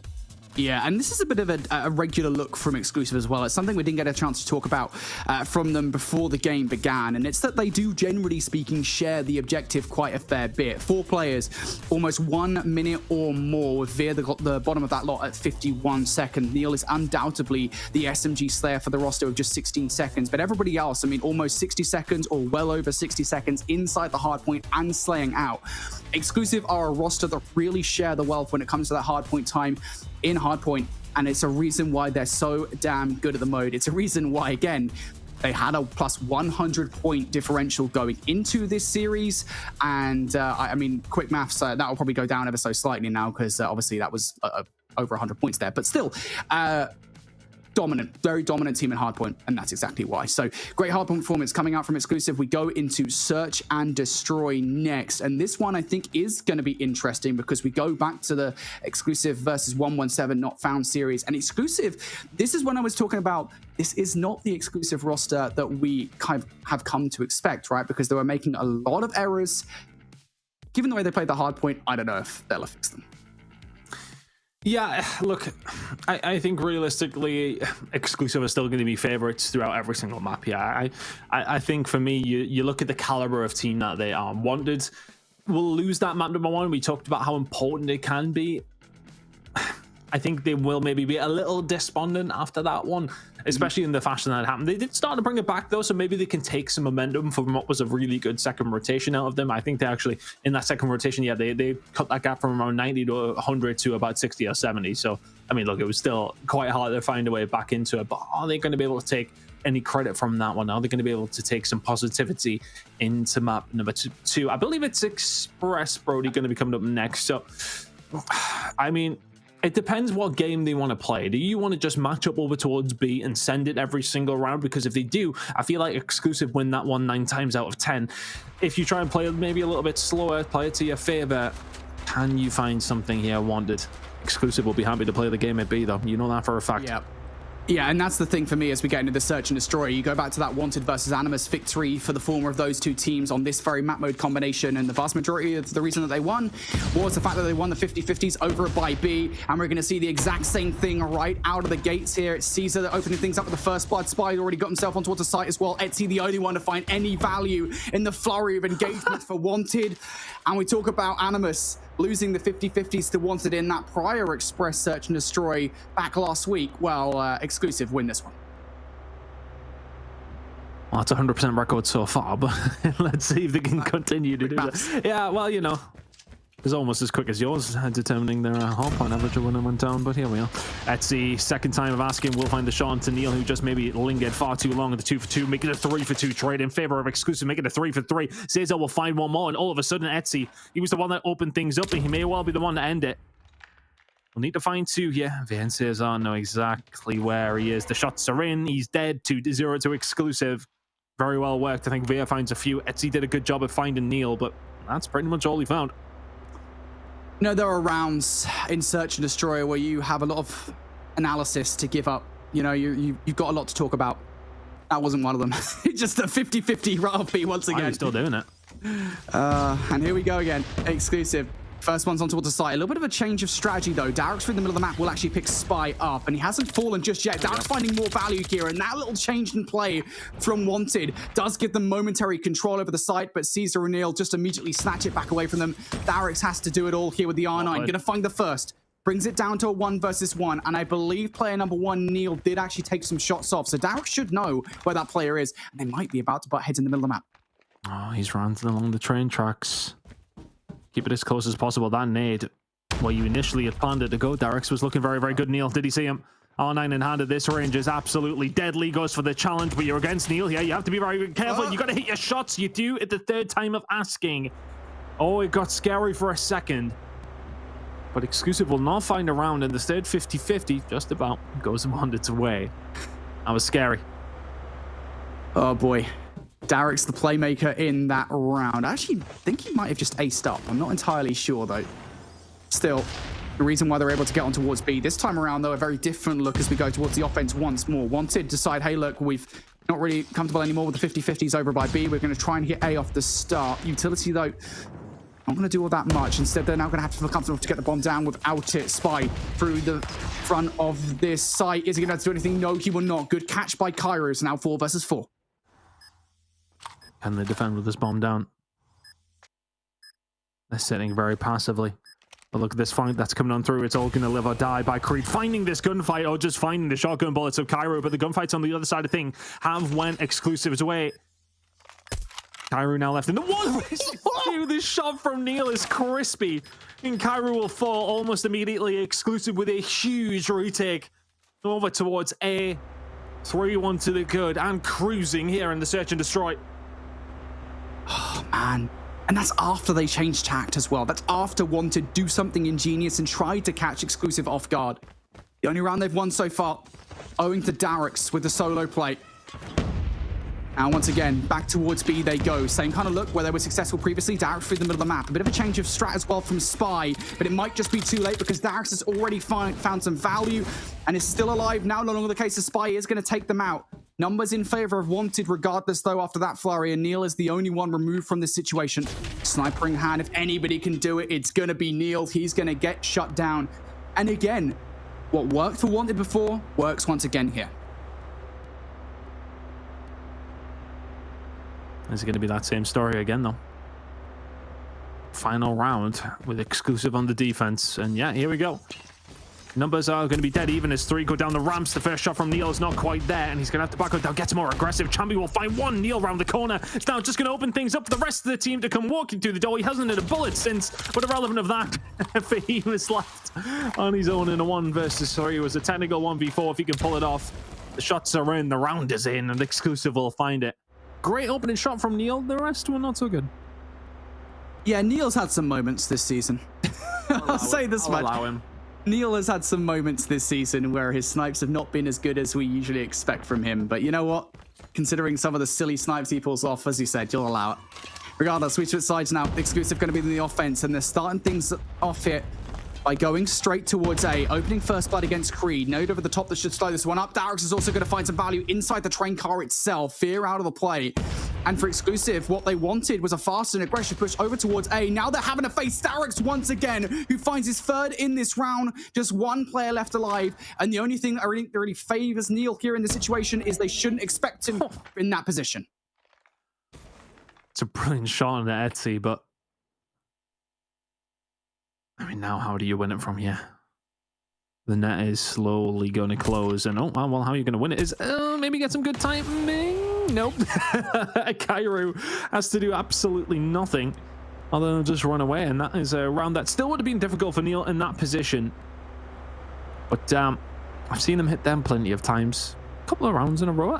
It's like he finds the difficult shots just that little bit easier, but he's like wants to challenge himself with the ones that are a bit closer. Into the next one here though, Brody, and it's going to be a hit over towards the B side. Neil gets gunned again. Etsy hasn't quite had his number, but he's doing a really good job. Spy is going to find only one. Caesar is able to find another of his own as well. He finds another, makes it now 1 versus 2. I've been talking for 2 rounds, Brody. They're not lasting long. Yeah, these rounds are fast and express, mate. Alpha Kicker, it's fine. Exclusive. He's got him. Looking for it. Shots not as crispy as they would like. Etsy might be able to take him down here in the situation. Sniper as well. So you are definitely tempting fate. And, well, Caesar, I think, is actually given a lot of chances to win that 1 versus 2, but goes down regardless. And again, these 50-50s really can go either way. This time around, it's Wanted that come out on top.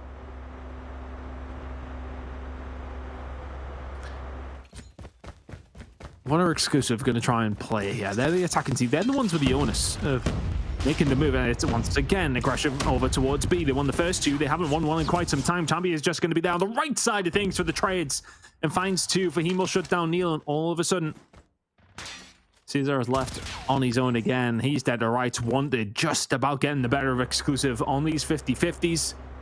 It's working out in their favor, and Exclusive still want to play that game. I do wonder whether Exclusive will go back to the strategy from round number 1, right, on their offense, where they did go towards A. Nope, never mind. Straight over towards B once again. First blood not going in their favor. Edsy's going to win it out this time around. Exclusive looking for a way to even the odds a little bit. Neil's going to lose his fight with Darix in the middle of the map too. Caesar's the only one to find some value. Creed will double up, but numbers not in favor. Now down to a 1v1. Creed against Etsy, and Veer's going to win it. Excuse me. Veer will find the last couple of kills. A much needed victory there for Exclusive on the offense. Absolutely needed that 1 versus 2. 5-5 now. And again, they're still happy to just go with this flurry over towards B. We're going for it again. Got a few more numbers. You need the opening pick though if you're Neil. That has been the problem. First Blood's feeling like they're always going that way, but it's the grenade of Spy that will open things up. Etsy's there to answer back as he so often has been. And now the push is going to come through. Cairo should be down to right. If he found anything there, he would have done well. But now it is, of course, a 4 versus 2, making a 4 versus 1.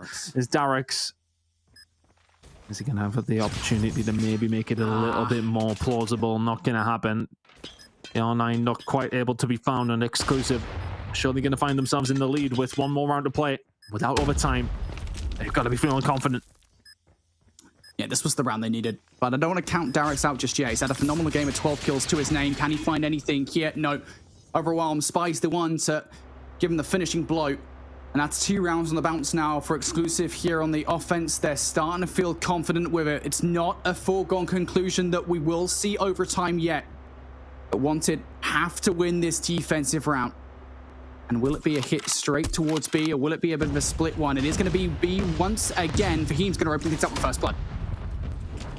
Oh, it's huge for Wanted. Vera is able to answer back though. 3 versus 3. Out of absolutely nothing. It was from the train tracks that he was able to just find a couple of angles. Fahim is there to answer the odds though. Now a 3 versus 2 in favor of Wanted. Now all of a sudden exclusive only got Neil left, who is actually hitting bullets now, and oh my goodness me, could he do it yet? Fahim was the one who took a bullet in the previous, and it's going to be a potential 1 versus 3 on the cards from Neil. He knows exactly where he is though. Neil got to move forward. Oh, and the angle was potentially there. Cairo will shut him down. And just about Wanted to limp over the line and just into overtime. Oh, mate. Oh, mate. That honestly, I had visions that was going to go Neil's way. He hits those first couple of shots. Oh, boy. Neil is definitely capable of that. Regardless, overtime we go. A very different look from Wanted here on the offense. It's slow, I will say that much. Darix is able to draw Spy out for the first blood, and I think that was the entire idea behind this play to kick things off. You want to be slow, but Cairo immediately gets spotted out, and just as quickly as Neil looks at him, that's all it takes for Neil to pick up that gunfight. I'll tell you what, Neil's got 11 kills to his name here. Imagine if he'd been shooting really straight. I mean, my God. He's having a good game, but we've seen a lot better from his standard. I think it's just because we hold him to such a high one. And now he's looking to try and find a little bit more. Oh, hiya Fahim. Yeah, I'll keep that head down. How's he going to peek it? He's going to have a little bit of support here. The rest of exclusive on the way over in a 4 versus 4. And the one at the front of the push is going to be Neil with the sniper. Backs on down as they now don't have the numbers. Fahim can find one. 4 versus 3 in favor of Wanted. Numbers for Wanted, but they don't feel comfortable enough to get the bomb down over by A. I'm given a look at this X-ray. I think it's going to be a rotation towards B. Or at least a reevaluation at how they want to play this round, given they've got a few options now. Exclusive look unfazed. They're sticking with their positions, and Neil might be able to take out the player that was pushing over by B. Yeah, that's Darix down for the count. Wanted now might want to double down over by A because of 35 seconds left. The time that they did have has dwindled and dissipated right in front of them. They need to get this bomb down. Gotta go for it. Fahim gets over. Halfway there. Bomb down. Says I was going to find Fahim though. Oh, he didn't get it down. He got him before it. And he's able to dip out. It looked as if the bomb was inevitably going down. And now time is just not on their side. Neil will find another. It's Etsy left now in a 1 versus 2. 7 seconds to go. And exclusive are going to find this round out of absolutely nothing. Cesar keeps him off it and finds the final kill. 7 to 6. Massive round for exclusive to find. And to be honest, I think it's that attempted rotation, that faux rotation over towards B that feels, in my opinion, totally unnecessary. Wanted, they've got the numbers in that situation. You could have got the bomb down and you'd been fine. Now you lost the round that might have won you this overtime. Exclusive, got to get it done on the offense, though. And they do have a totally free site over by A. Neil, the only one removed from the entire play. So the question now for me becomes, how quickly do Exclusive realize that this is a free A plant?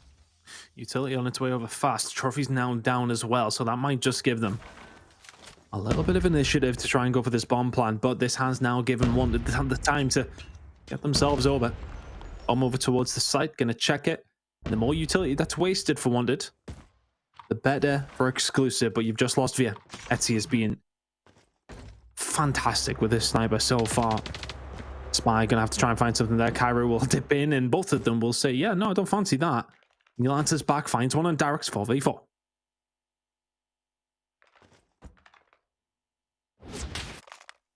Exclusive have been around A for a really long time. Neil picking up Cairo is crucial, again, to getting this bomb down. Still, even now, they're trying to bait this one out. Even now, they're trying to push Wanted all the way forward. Neil on the flank's going to get shut down, though. Good trade coming out from Spy. So now 3 versus 2. Bomb still not down. They're in a bit of a precarious spot here, exclusive. They may well have the numbers, but they've kind of been forced into a corner, and they have to do something within the next 35. Doesn't sound long, but it's long enough for them to make a decision. They feel like they maybe have the inroad over towards B locked down, but it's really going to be about the push that comes through from Champy. He's the one watching the site, and now the rotation starts to come through with 20 seconds to go. Fahim is watching over his teammate. Creed is still here and around the site. We'll try to make some noise. You got to get over towards B. If you're exclusive, the trains come through. It's just a superb time. And all of a sudden, it's just wide open to get this bomb down over towards B. Champy will find a massive gunfight onto Creed. The bomb is down, 2v2. Did Fahim just see Caesar, though, that's the question for me. We didn't get to see it from his POV, but I got a feeling that he did. Big gunfight there. Caesar's going to get shut down yet. There's the call to Champy. And now it's all down to Spy. A 1 versus 2 to close out this search and destroy and take a 2-0 series advantage here in challenge finals. Spot out for him. Just trying to play us out. Draw out time, doesn't know where he is, and now he's able to pick up the first kill on towards Fahim. Shots in towards Champy are good enough. Champy's too weak for the fight, and Spy will double up espionage at the highest level as exclusive take the search and destroy. Fantastic play. Just baits one in, finds the first, and as soon as he dips out, the round is done. Oh man, the train was fully on time for exclusive. They couldn't get over on the rotation. Oh, you hate to see it.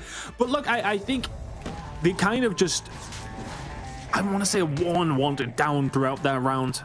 Neil had a fantastic game in the end. We just started finding some ridiculous picks. And that's the difference maker. When things start to slow down is when Neil started to really fall into his element. Shots like this were 10 of the dozen. These ones were good as well. There was a couple of easy ones that he missed, but I think he maybe found 2 or 3 in that final round, and that is the difference maker. Exclusive find themselves 2 to the good up against Wanted yet in the winner semi-finals of the challenge final season. Fantastic performance coming through from Exclusive here. They're locking it in and looking in a good position to advance through to that winners finals against Animus. And that was important for them to find as well. Now in a really commanding position in this game. 15 kills to Neil's name, and frankly, he could have had more. Man, I do find Takeoff Search and Destroy so difficult to analyze at times, right? Because very often it does just come down to these teams are going to butt heads over by B, and it's going to come down to those little micro adjustments in the positioning around the B site as to who actually ends up winning those jousts. We saw that early on, I think, from Darix, who was able to effectively win Wanted a couple of rounds on the offense, but for the most part, it was Exclusive who were able to win those jousts. And as you say, Neil, a big reason for that. 15 and 12, Spy at 14 and 10. Also give a shout out to Caesar, who finishes with 12 kills in that search and destroy. Exclusive are on fire now. Search and destroy is much closer than the hard point. Yeah. Will the control be a better map for Wanted? I think is the way we should look at this, because they've now got a pull off a reverse sweep. Oh boy, it's going to be difficult. Yeah, it's going to be really tough. But look, I think, you know, if you're going to go into any map that potentially you could steal away, the search and destroy was relatively close, so absolutely giving them their credit. It could be Arsenal control, though. We've already seen teams who, I mean, you have to focus on the right things on this map. We've seen too many teams maybe focus on really just concentrating on the spawn trap that can come through. But we've seen teams maybe be overzealous with that, and it has punished them. So it's about that good balance. It is a map that can be won by absolutely anybody, which makes it entertaining to say the least. Exclusive now able to answer back with a kill over towards this B side, but a good inroad for a Wanted to kick things off. And this is a stellar start from Wanted, and an unusual one at that as well. Generally speaking, you do see teams opting to go towards A off the rip. And no, Wanted to B they go. Already first tick through. Now finally going to see a bit of aggression coming out from Exclusive here on the defense. Champy able to hold strong though. Champy's able to hold really strong. He finds a couple of kills. The help is also there. And all of a sudden here, Wanted have players on both of the points. There's one player from Exclusive that can disrupt this though, and it's Neil on the flank. He has to make a choice. He may feel that B may already be gone. Well, he's come over to help his teammates out, and they have wiped them off B, or just about. Champy is still here. 3 kills already to his name. Needs to make it 4. Cannot. Spy will hold it down. And Exclusive will just about survive, but is the damage already done? 2 in at A and continuing to tick on up. You can see everybody from Exclusive is starting to camp themselves over towards this B side. A is going to be cut off and Wanted now. Is the damage already done? Kairu finds 2 to potentially open something up here, but Exclusive are reeling after a minute or so of this first round of control. Yeah, you just need 1 tick over by B now. You've got a 10 life advantage if you're a Wanted, and you can start to get players in the position for the spawn trap. It does start to feel like the round at this point, doesn't it? Fahim's going to find a couple of kills. Players on B. Somebody has to stop this one. Spy able to climb towards the point and find 1 frag. Anybody else? Spy actually managed to find another one. Creed is going to find number 3, and they are able to stop the capture by B. But again, that life advantage is pretty daunting at the moment. Wanted a 9 life differential over Exclusive. Just 2 minutes on the clock here. It's a lot of time. What Exclusive have got to find is a clean wipe. Got enough map control that they can hold it from here. I don't know if it will come down to time. Wanted to have plenty of it. And only need to find one good push. You need to find multiple different cleanouts if you're exclusive. Flank starting to come on through. Wanted to know they have time. They can take their time. Darix may well be dead to rights, but Etsy's going to find a kill on the Vier. Creed can find one back. A little bit more pressure. Just trying to be soaked up here by exclusive. Not doing too bad of a job, but those lives are going to be an issue. Now have no more remaining. And Wanted can waltz under the point. There's just a lot of paths to finishing this game off for Wanted now. You've got flanking players like Darix. Got players hitting the front as well. Darix, is he going to be red? Because I think Fear just did have a look at the flank. Darix now has to find something. Yep, there's the first kill. Darix might find more than something. Almost finds number 2, but it's going to be traded on out. But Darix does his job. Takes a player off the board. Towards the front, Neil has also fallen. So Wanted here, just facing 3 players now from exclusive. Creed is on a late flank to try and do something. All Spy needs to do is hold them off for long enough. That's not going to happen. And there goes Creed as well. A perfect read to finish off an offensive start to this control for Wanted. I think it was just the opening break, right? They did so well with it. Kyra, 11 kills to his name. Over a third of them going over towards him. Fantastic work, and exclusive will find themselves behind for the first time in this control. What have they got on the attack? Can they find anything? Because that was very clean from Wanted. Big A hit coming in from both 2 teams on the defensive side. The Gravity Vortex gun has been pulled out, but all of a sudden, Champy's left all on his own. Can find one. The zoning from the Gravity Vortex gun is going to work, but that's a big investment comes through for absolutely nothing. Exclusive invested a lot and gained a lot of it as well.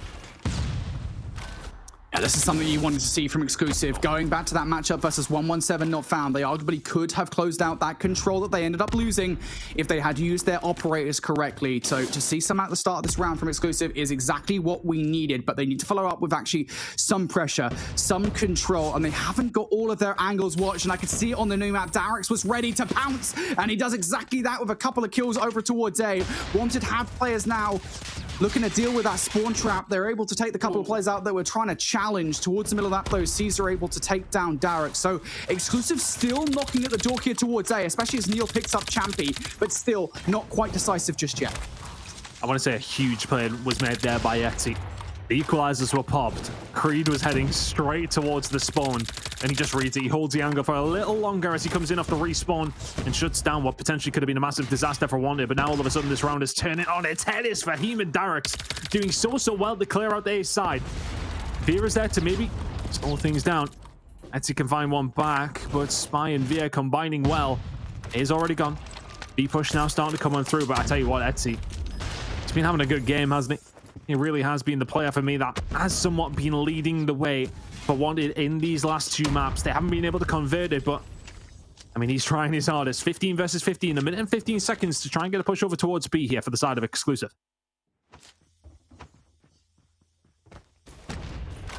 Exclusive.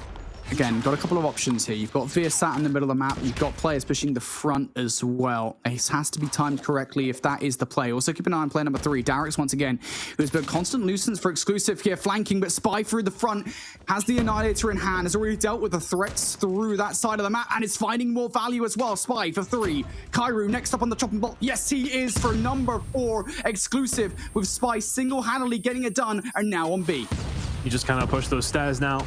You can't now because the Annihilator's gone, but everything else started coming through. Neil will just hold this down now. This should be the round.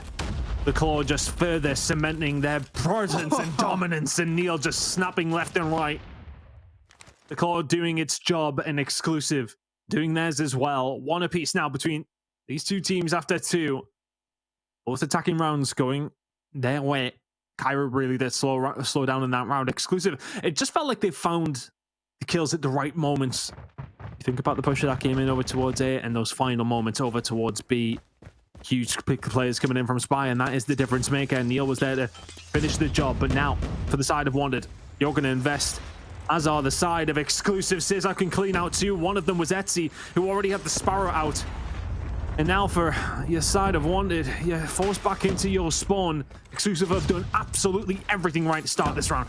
Yeah, this is huge. Again, going back towards that 117 versus exclusive control. This is more of what you wanted to see right here, right now. Where exclusive investing everything to win the opening duels and set themselves up for a spawn trap against Wanted. But Wanted, unfortunately, have a little bit more bite than I think exclusive imagined.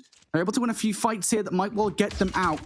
And so all of that utilization might be for naught as Fahim takes down Veer. Now an opening has presented itself for Wanted. It's important to know just how much exclusive sent at Wanted at the start of this round. They have to get something for it, and as Neil finds two, they still look poised to do so. But even though they do really well at breaking out of that potential spawn trap, the time is wasted. You have to check your corners, you have to take your time. And now, time is the enemy. 20 seconds to go. You need to find a touch on something. Spy's going to shut it down over towards A. That could potentially be the round. Cesar there is just going to try and further put the pain down. Champy's going to find a way through. Spy's left all on his own momentarily. Are they going to expect him in the corner? The answer is no for Darix. Champy spins around, needs to find something.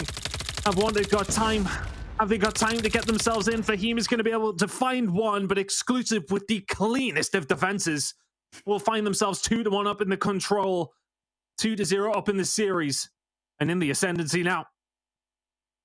That is a huge round from exclusive, and that is the decisive play that has made exclusive one of the deadliest teams in European Call of Duty Mobile over the last couple of SPS seasons. Those kind of plays that really do split them from the rest of the field. And now they want to do it again at the start of this one. They have limited utility, it is worth saying. Wanted have already brought out the War Machine to kick things off, but exclusive have chosen to go straight towards B. Fahim now sending the War Machine pellets out across the way. Will find a couple of kills. It doesn't entirely clean house. There's still one player over here, but it's Neil, and that's probably the worst possible player. Finally, Champy's going to take them down, but it's a good effort from exclusive off the start, stopped by that War Machine from Fahim. Two operators on either side right now. Are they going to be the difference makers for both these two teams? This could be a big gunfight, though. Finder Fahim has just done so well against Creed there. Kairu, Annihilator is out, and that will shut down any advances down this B side, or you at least like to think it. Neil is ready and waiting to potentially find something. Grenades over the top, and Cesar will find him. So Kairu finds very, very little with that Annihilator. Is that going to maybe just put some wind in the sails of exclusive now, who can find a couple of gunfights? It's a big one for Etsy to find. 4 different operators available for exclusive here. If they find the opportunity, they may well pull the trigger.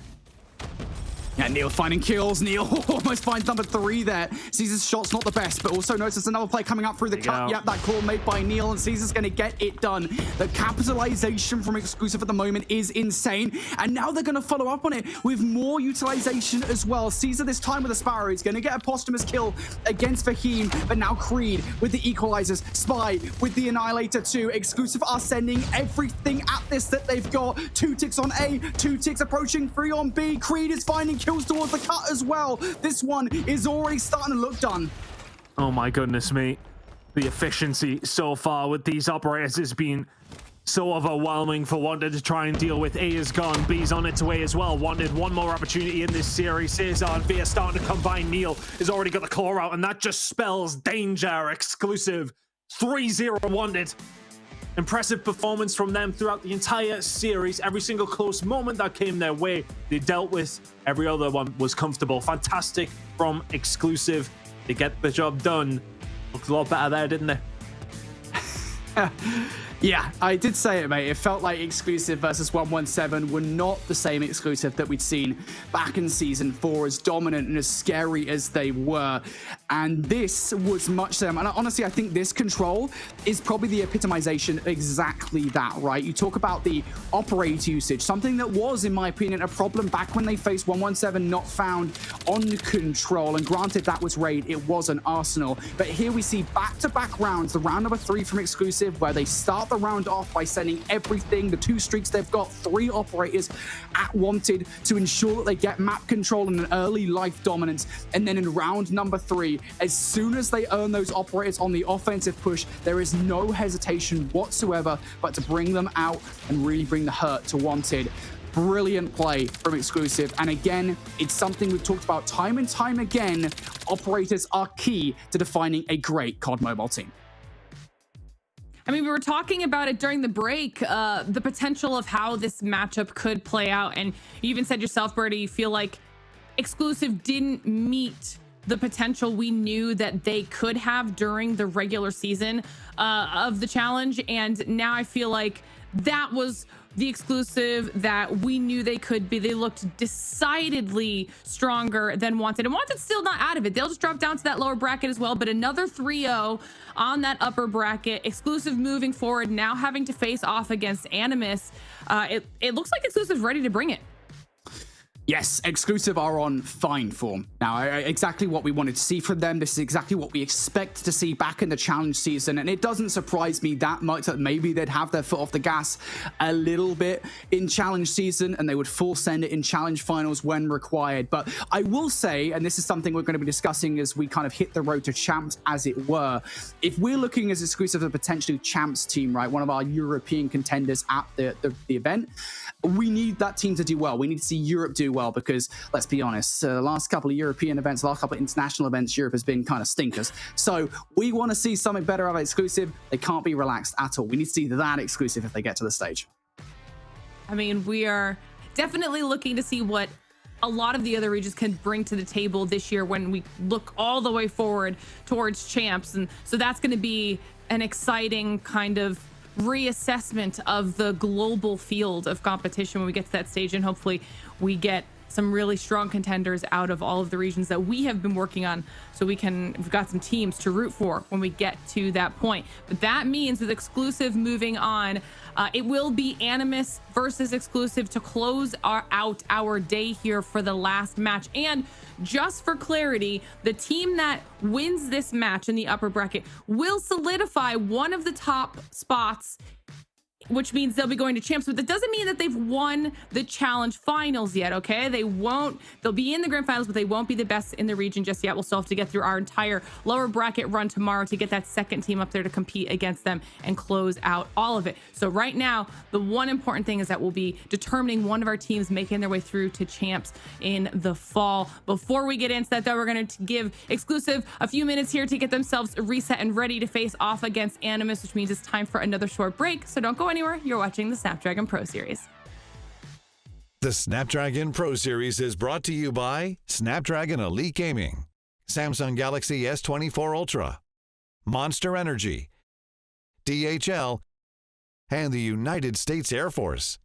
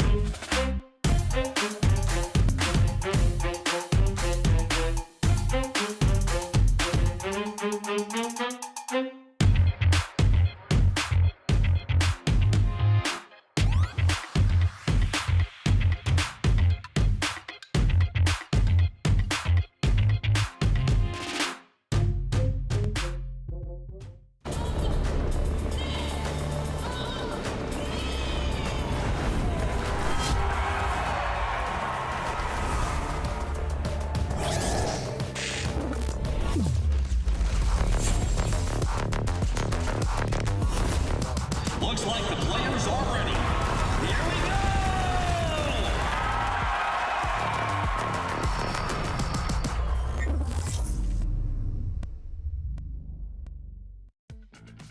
All right, everybody, welcome back to the Snapdragon Pro Series, where we are moments away from getting into our final matchup of today, which will also determine one of our teams making their way through to the grand finals, and by proxy, one of our teams making their way to champs from Europe. It's going to be a really exciting matchup. Both of these teams starting off the day in 3-0 fashion. So both of them at least going in with some strong mental, able to watch each other in their matchups, take a little bit last minute information into the consideration for when we get into those map picks and bans as well. I'm excited for it. This is going to be a good one. And actually, the way that it played out, this is the second place teams from both groups now here in this upper bracket.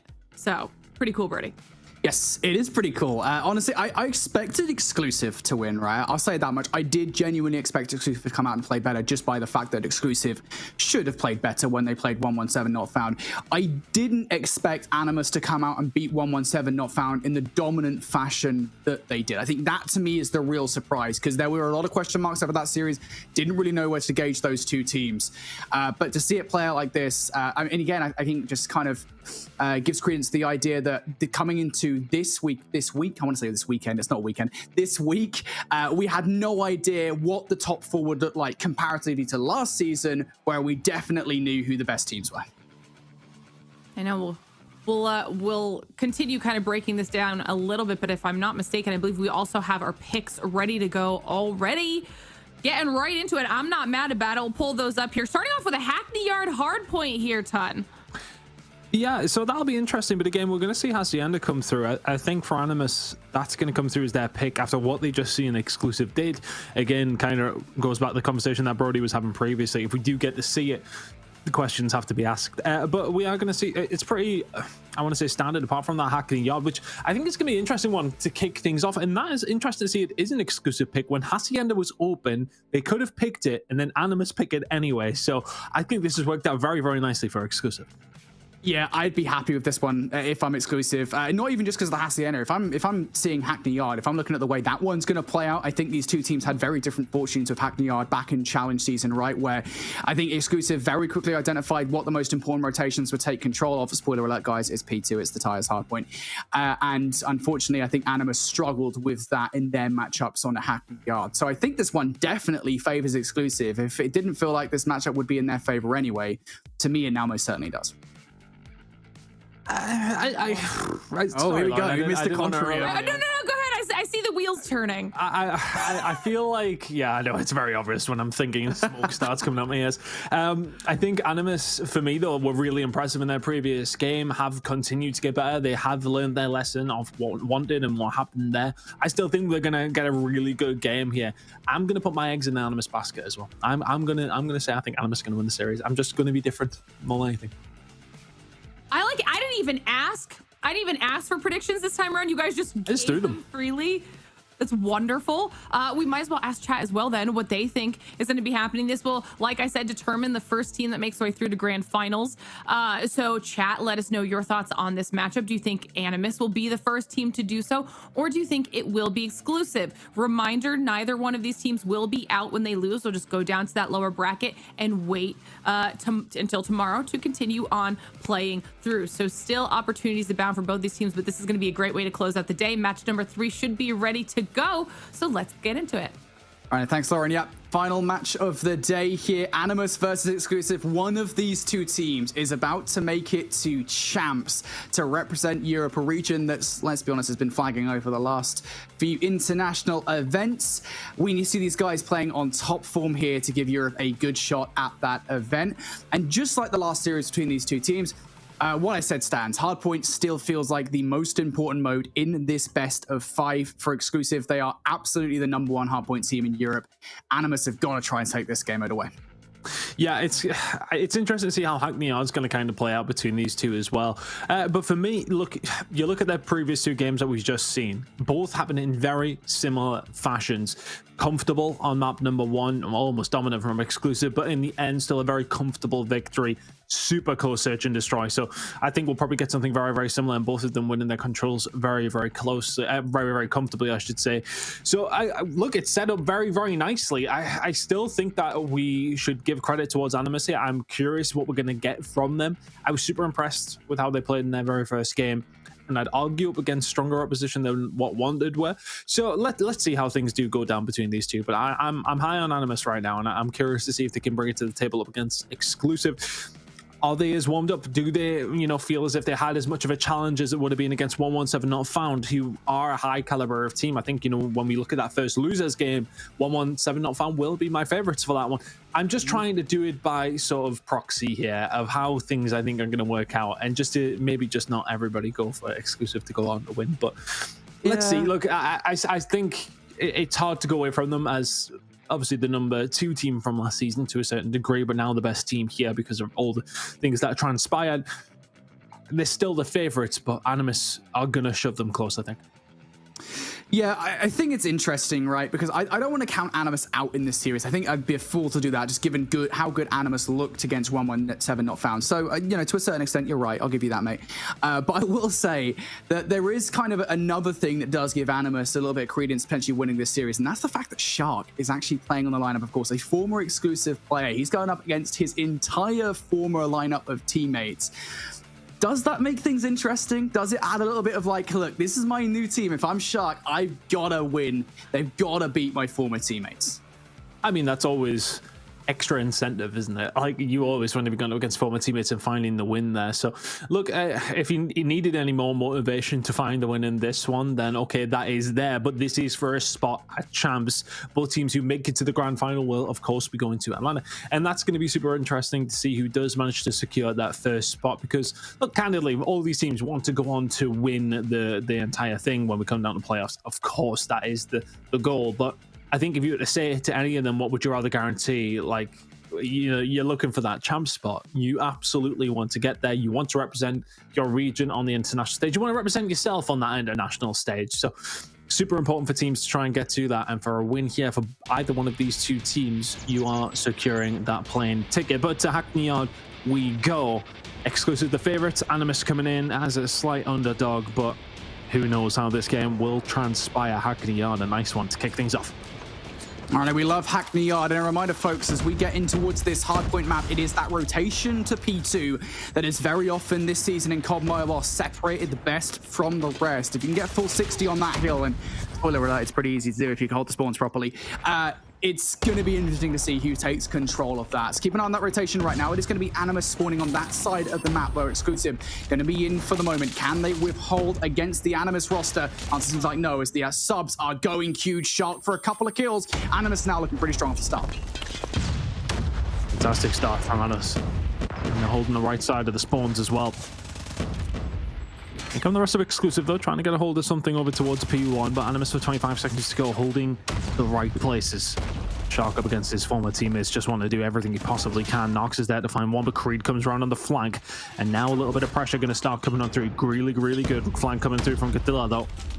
Just about holding on if you're Animus. Good time in the point as well. 10 seconds to go. That's going to be soaked up by Exclusive. Over towards P2 we go. Animus, can you hold it down? And now no need to, as I said, they've got a 10-point advantage now as we go into the second hill. This is the hard point where for them, they want to hold it for a full 60. They've just got to make sure they've got players in all those power positions. And the player by Useless, I believe, did just get shut down. So Neil has basically free reign to go in from behind. Exclusive, though, are actually falling around the front. Nox will pick up a couple of kills, but as I said, the fact that Neil's able to get in behind is going to give those Exclusive players some closer spawns here. It's going to force Animus to spawn out. Sniper coming out from Neil as well. Just trying to maybe pick from the outside. He's going to find a second. Spy will find another. So the damage has been done. 35 seconds to play for here. If you can get yourself inside for Exclusive, it's worthwhile. Close spawn's not going to quite come through this time round, though. And it does look like Animus are going to hold on. 25 seconds to play for here. And you are hightailing it if you're Exclusive. Creed can find two and maybe shut down this final 20. Not going to happen. Going to have to be about the rotation. Fantastic job from Animus, though, to hold that one down.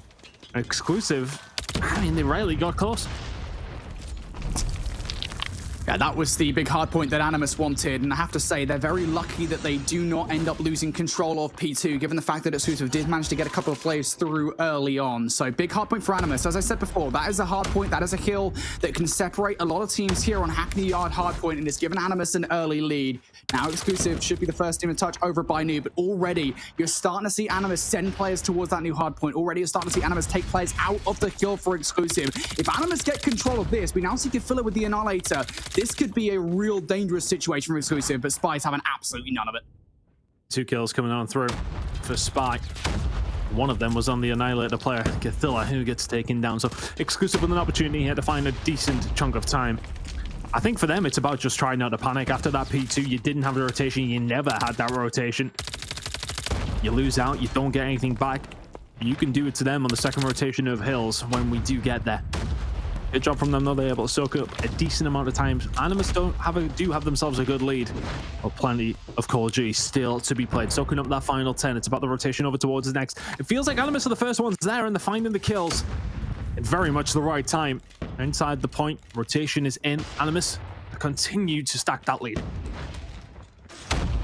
And that was a big hard point again for Exclusive, and they weren't able to take all the time that they would like. Now we move over towards the rotation, and Animus have got utility. So do Exclusive though, so expect a lot of it to come out towards this hard point. Neil up top has already found some serious value with the Claw. Is going to find even more as he picks up 3 kills. That's going to give Exclusive some early control over this hill. Neil continues on his spree as well. So big kills coming out from Exclusive early on this hard point. Rasmo over the top, perhaps he can do something here in this situation. Don't do anything, I think, too individual here if I'm Animus. If I'm Rasmo in this situation, just wait for your teammates to come off the spawn because you're facing down a lot from Exclusive. Oh, Saves is invested here. War Machine is out, close quarters. Absolute nightmare fuel. If you're on the Exclusive side, 70 points was just about reached by Animus, by the side of Exclusive, sorry, before Animus did find a break on through. Cesar is now going to be here to try and shut this down. Good shots coming through, but eventually Animus will clean up. Rotation coming in. Animus first one's there. Once again, Animus feel, or at least feels like they are the first ones on these rotations quite often. Exclusive fallen by the wayside ever so slightly, and bearing in mind, okay, Hacienda is going to be the second hard point if we do get there. This is Exclusive pick right now. And Animus are, I don't want to say they're quite schooling them on it, but they seem to have the impotence to try and find these moments. Via, though, is going to invest this War Machine to try and find a breakthrough. Creed is there alongside of him. Via finds another one through the smoke. The break will potentially come through. Unless Animus can hold this down, it's looking like Exclusive are going to find that break. Maybe he's still got to deal with the players inside. Spy is going to be the player that does exactly that with a couple of kills. Caesar, the bottom of the hard point as well, is just L-triggering or whatever the COD Mobile equivalent is towards the left side of the kill with the Sparrow. We'll find a couple, keeping Animus at bay. These are big kills to be making around the kill. Kafilla almost finds 3 with a drop shot. Veer will deny.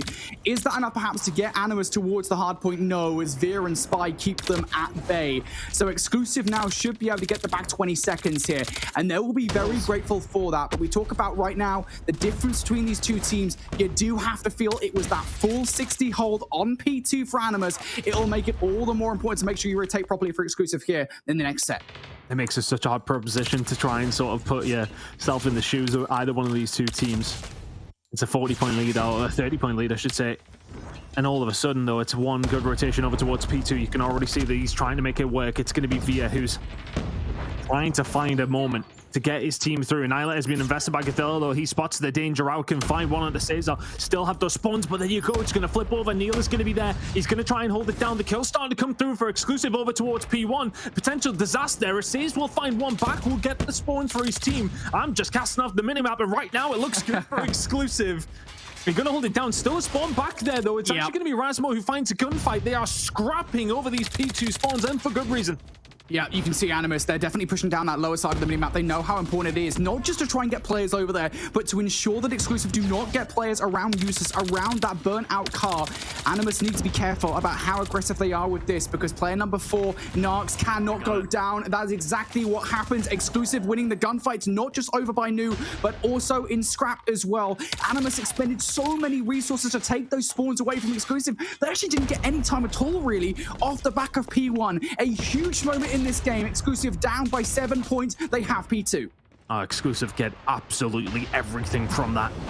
A good amount of time over towards P1 and P2 setup. If it's as good as what Animus's was, then all of a sudden they're breaking 200 in the blink of an eye. Rasmo can find 2 on the cross, and that will start to now give them a little bit of essence to where they can find a push through.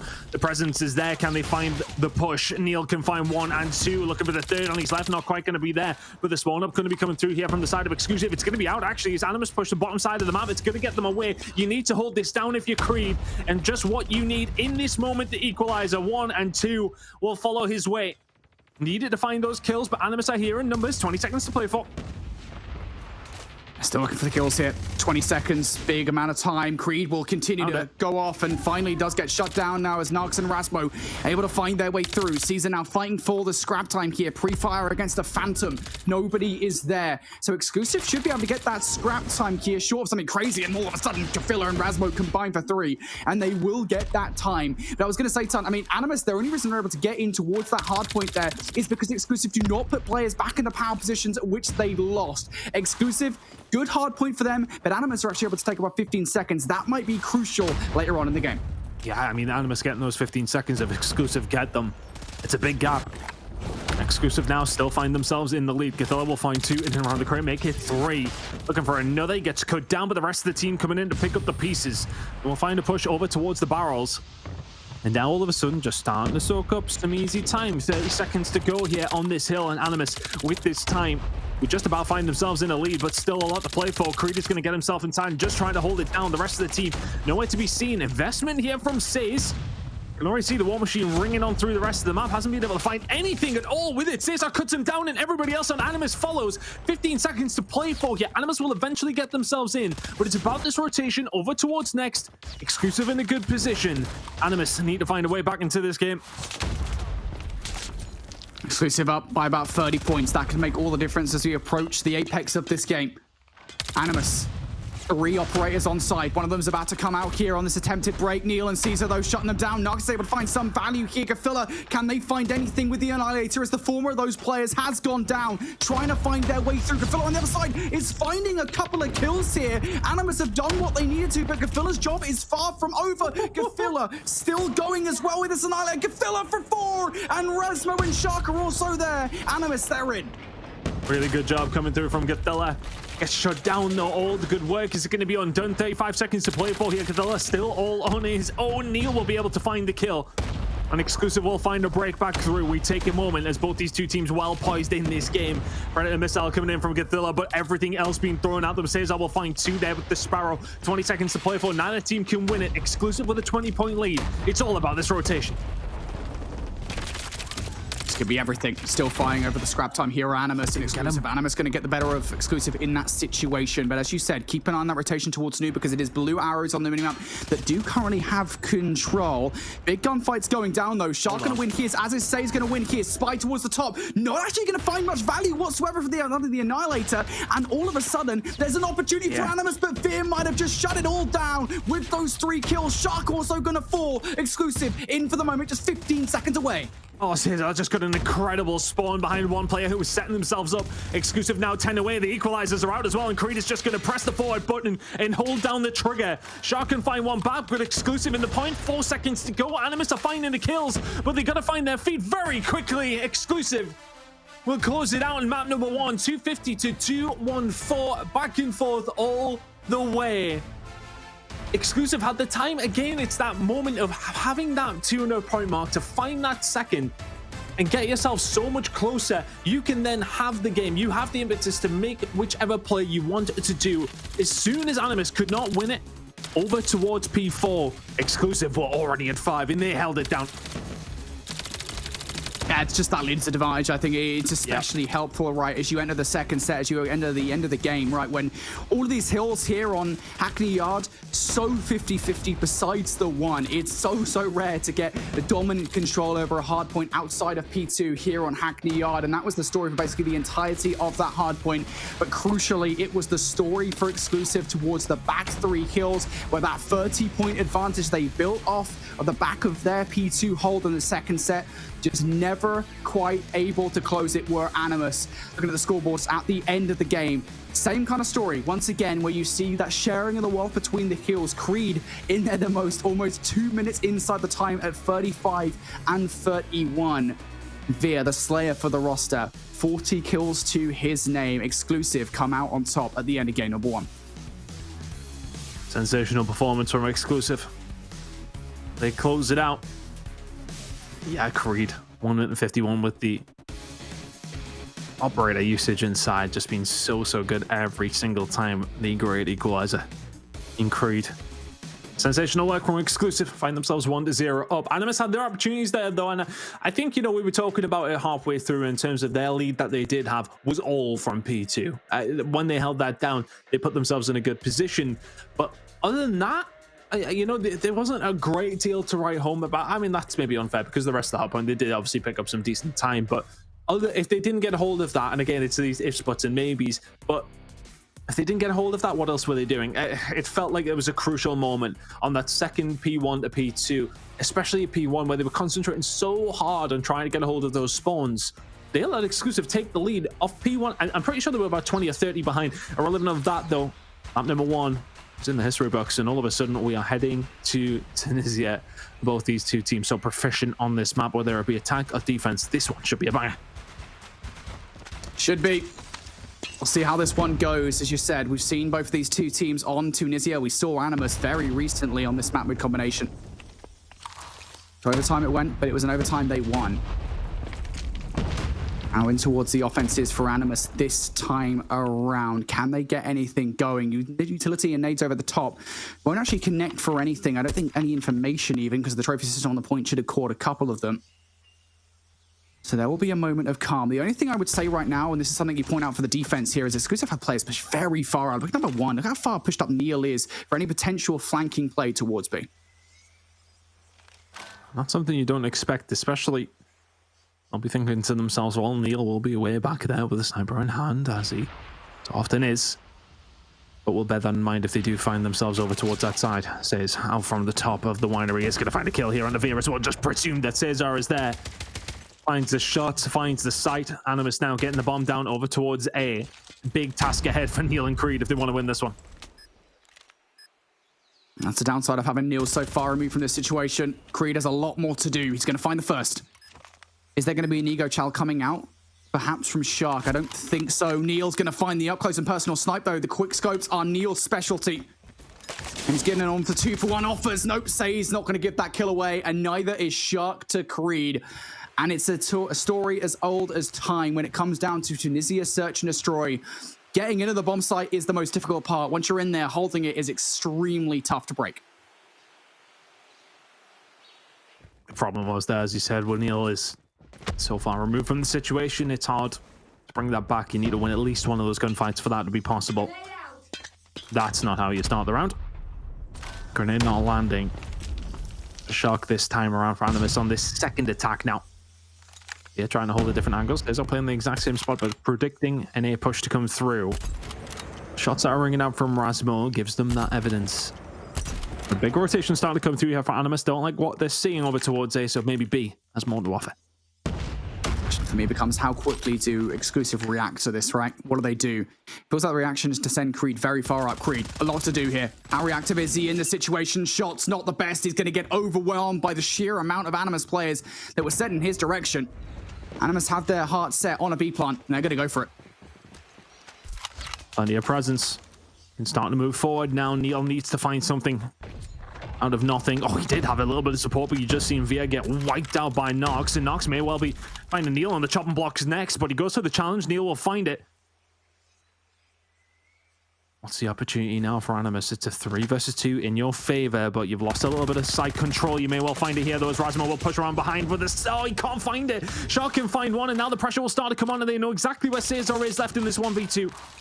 Shots going in. He's getting out as well. How on earth are Exclusive still in this round? Animus, by the skin of their teeth, have actually just got control of the site. I thought for a second they'd be rotating away towards A, given the fact that they've drawn both Exclusive players towards the B site. Now Caesar needs to play retake for a site that he'd been unearthed from. Shark and Says separated. Shark just spotted him out with that jump shot as well. The call will be made. Says now with the R9 should be the aggressor in this situation. Caesar has been tagged up, sent away, and Shark is actually going to be the one to close that round out. Aggressive, perhaps overly so.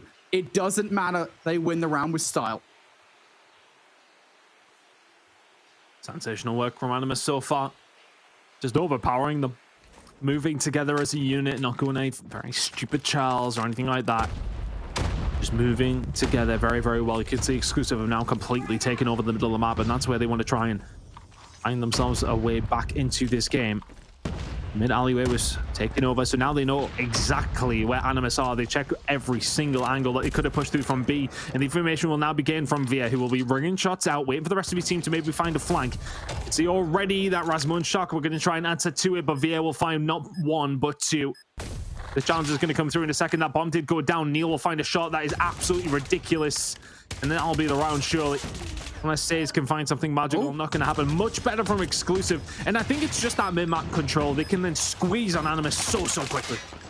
Yeah, and I was a little bit concerned there because I already talked about back in round number 1, right? The fact that when a team on offense does manage to get into the site, it's extremely difficult to get them out of it, to make a retake work. But if anybody's going to do it, it's going to be Exclusive. That's exactly what they do. Big kills, big round for Exclusive. You can't really afford to chuckle 3 defensive rounds away. Exclusive still need to be perfect from here on out, and this is a different look coming out for Exclusive. It's aggression through the middle of the map. Animus are going to hold for a moment, and with the timing, Exclusive might be able to make this one work, but Neil needed to stay alive in that situation because now Animus can get into the site. Goes for the challenge, sliding into a very favorable angle, especially if you have it on hold from the binary side, then all of a sudden he is in trouble, and the rest of it Exclusive. Animus can get this down. Rasmo with a shot on the Vier, and that may well just signify the round to go in their favor, but Spy will answer back with 2 of his own. Show a teammate that's up there, and he's going to be able to just come through and find another. Creed and Cesar are working well together. They're aiming at each other, but all of a sudden it's Spy left now in the 1 versus 1. The shots are ringing through from his left-hand side. Cesar can't make them count, and he's letting them know about it. That was a minimum of 4 from Spy in the round, and Exclusive somehow have themselves tied up through 4. How do they keep getting away with it? That should have been Animus's round. They got onto the site. They drew that first blood early on. And perhaps it is the flank that disorientates Animus for long enough. Oh, geez, Louise. Exclusive just keep on getting away with bloody murder. Big retakes out of Exclusive. 2 rounds on the bounce now. Now 2-2 in this search and destroy. And a much more standard approach here on the defense from Exclusive as well. They're slowing up. Gafilla over the top. We talked about utility being key early on in this round. Well, how about that from Gafilla? Going to remove fear from the round right at the beginning. Since they're going to try and hold this down from this position, it's so difficult because you know they're going to fly over the top and just start ringing bullets through. Shock's going to be caught with his pants down though, as Neil will find one on Rasmo. Nox can answer back with the round. A flurry of life, and then once again sits back, but stays. Will find one onto Neil, who maybe just got a little bit overzealous. And now all of a sudden Exclusive may well be over towards this B side, as Will says. Over towards the A side. The rest of the teams on the side of Animus are over towards B. And that is going to be a bomb going down, and you're going to have to rotate. But the positioning of Says here is going to be super interesting because he's probably going to reflank. Is he going to catch anybody in time? It's going to be all about timing.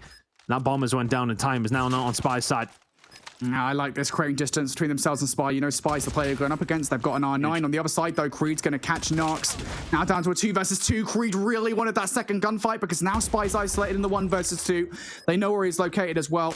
But Spy, no choice once again but to close the distance between these players. This first kill versus Says is good. He knows where Gafilla is for the second, and he's going to take them out as well. 2 rounds on the bounce now to Spy go big. Oh my goodness me.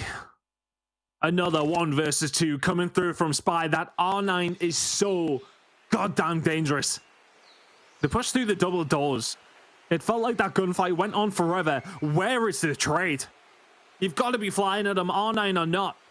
Gets tagged up, allowed to reposition, and that gunfight, height advantage or not, ain't doing a goddamn thing against that R9. Fantastic work from Exclusive and specifically from Spy.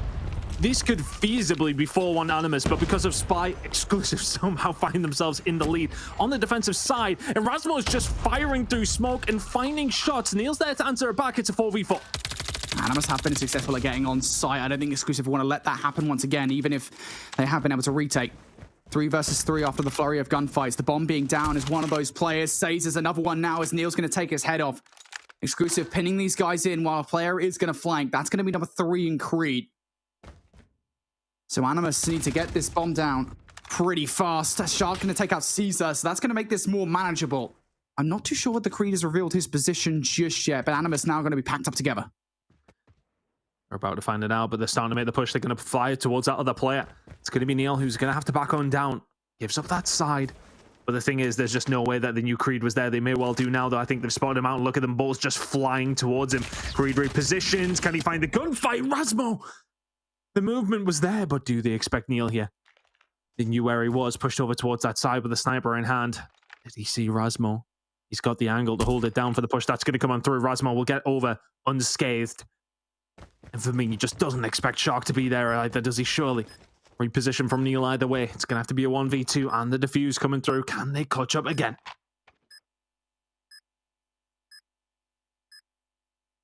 Neil's got to make it happen. If I wanted anybody with a sniper rifle, it's probably Neil here that's still in Europe. Rasmo gonna get shot. First shot wasn't crispy, second one was. Shark is just chilling. Somehow Neil hasn't seen him. Shark is just playing so sneaky. Just going to go for a late check here. Time starting to run out. Neil is thinking, oh, surely check every feasible spot. He's just going to hop on the defuse. Now's the time for Shark to activate. And Neil gets a bite taken out of his leg as Shark wins the round there for Animus. 3 offensive rounds for Animus. That is huge.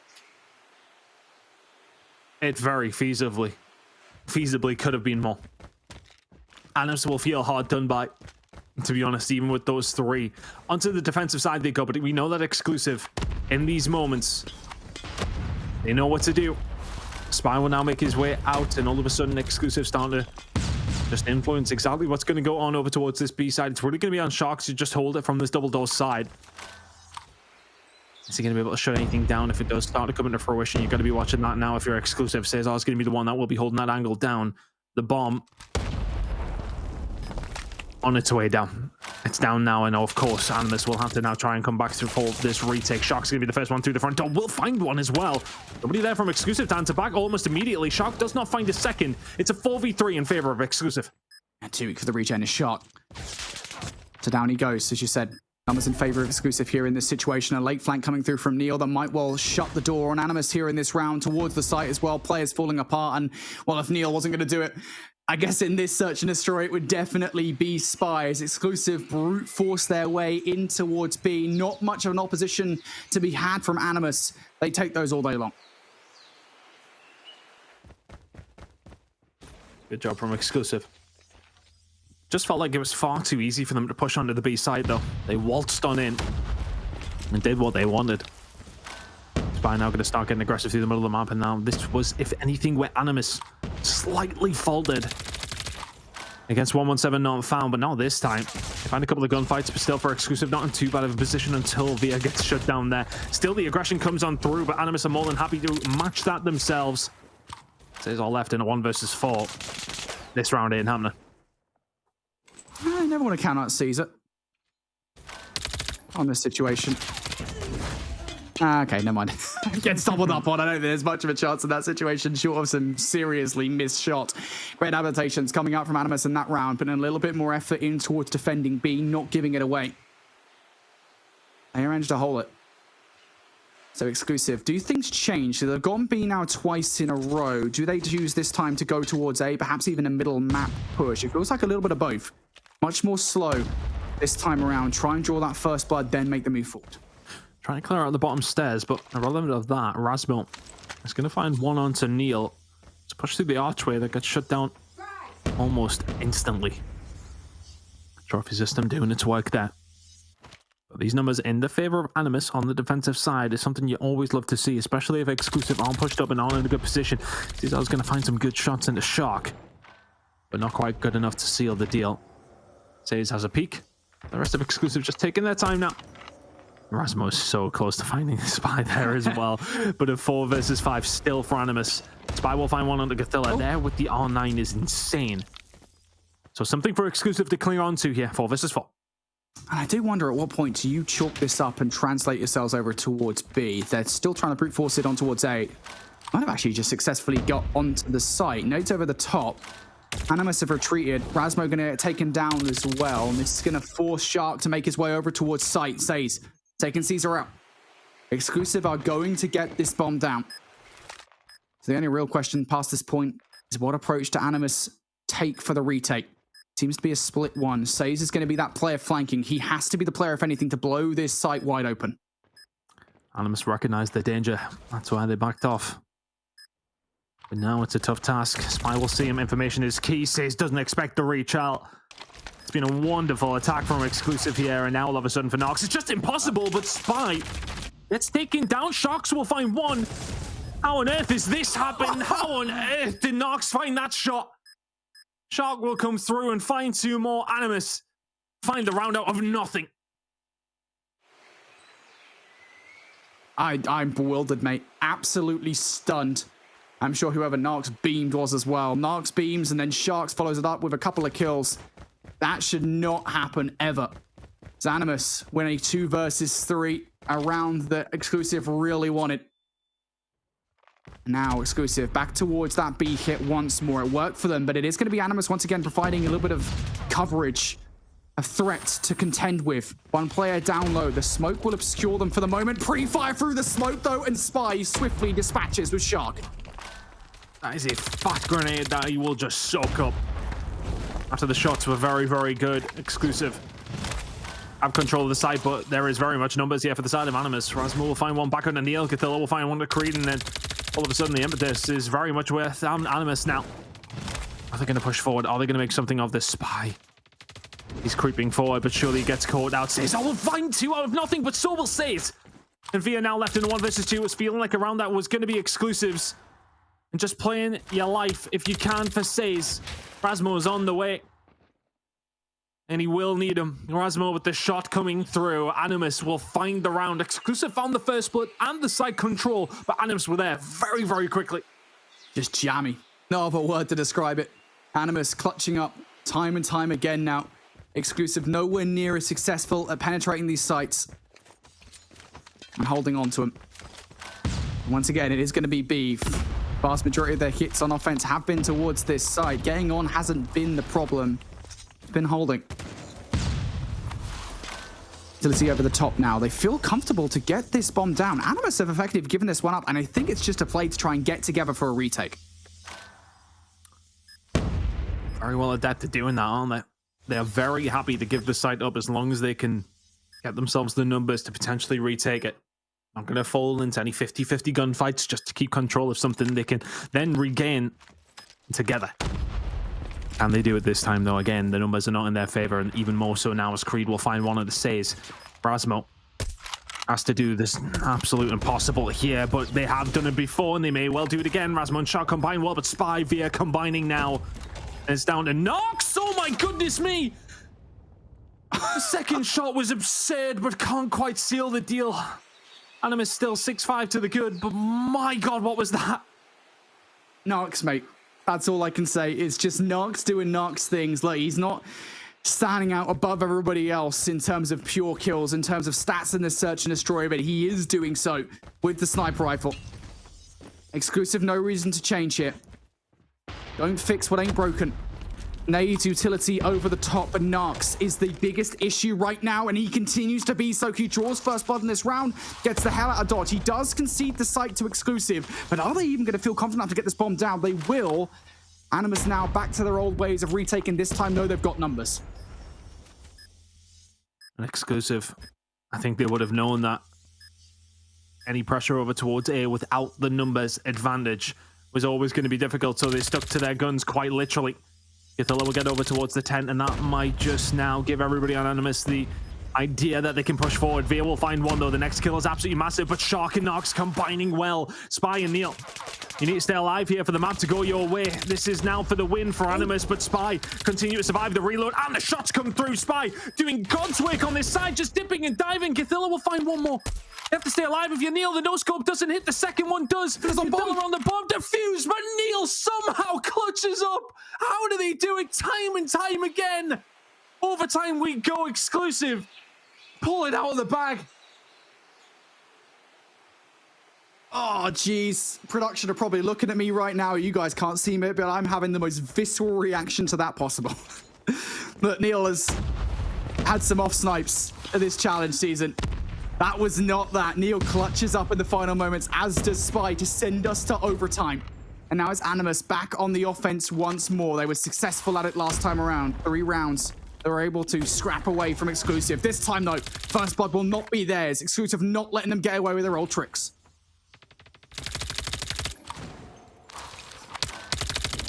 Stressful times for both these two teams. Gathel's going to be able to find one back, though. And they'll probably have a decent read on where Caesar is. Only 4 kills to his name. Search and destroy by his standards. Lost your linchpin in Spy as well. 16. I didn't realize. Remember a couple of 1v2s, but my word. He's been adding to that tally and then some. Still 4 versus 4 though. Exclusive in control just about. One player over towards the B side. Everybody else at A. Here to try and stop Animus having their way. Taking their time though. 50 seconds or so to go. They're going to have to start making a move very, very shortly. Animus still seem intent on getting into this site. Fear's going to be in a bit of an unconventional spot. Is it going to be enough to throw these players off? Shark with a sniper rifle. These shots have to be good. Fear taking off that. Oh, needs to hit that first shot. Is it enough to draw Shark out into the open? Exclusive are getting tetchy here. You can see it in the play. Creed is now starting to make the flank in from behind. Time not on Animus's side. 20 seconds. Fear with that opening shot. The salvo of kills. Back and forth we go to a 2 versus 2. Creed now might regret this flank. Shots through the bomb. Oh, he's going to find it. Gathilla falls and Creed's on the flank. Shark now will try to go for it himself, but as soon as he gets it down, even if he does, he's dead to rights. The flank from Creed pays off, but the shots from Neil create that opportunity. 7-6. Exclusive 1 round away from somehow taking this search and destroy. And that was with Spy gone from pretty much the beginning of the round. The guy that really has had his carry pants on. Which way is he going to be? It was B that was so successful for the side of Exclusive. They head straight to A. Man, if Exclusive win this, a search and destroy that inarguably Animus should have taken. There's going to be conversations to be had, but Rasmo's starting strong in this S&D round with a couple of kills already. Bomb now down inside Winery, and we're talking about Exclusive potentially winning out the search and destroy. The odds are stacked against them in this offensive effort. Things will slow down significantly. They've got to go on a bomb retrieval mission. You would stack the odds against them. Well, that's what it's felt like throughout this entire search and destroy. That they have not had the numbers, and yet they've found the rounds. Still a difficult position to do anything from. It's going to take somebody finding a shot. Just like that, Rasmo will fall. And momentarily, it's a 3 versus 2 in a favor of Exclusive. Over towards this A side. Two players over towards the B side from Animus, who will surely be on their way. Winery push now starting to come through. Gathilla has to hold this down. Technically speaking, this is a 2 versus 2 on site. You've got Caesar watching the middle of the map. Here we go. The rotating players. Caesar can find Shark. Hyman. Would be huge. I don't think that he's going to, though. Shark's going to take some shots. Caesar at the very least will escape, but that was a necessary kill to get yourselves on towards site. Now Creed needs to do it himself.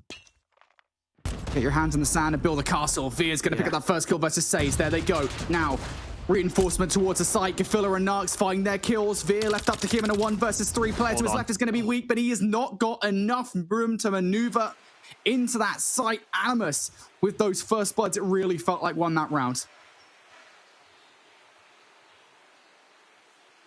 Into another set of overtime rounds we go. We'll see a minimum of 2 more rounds.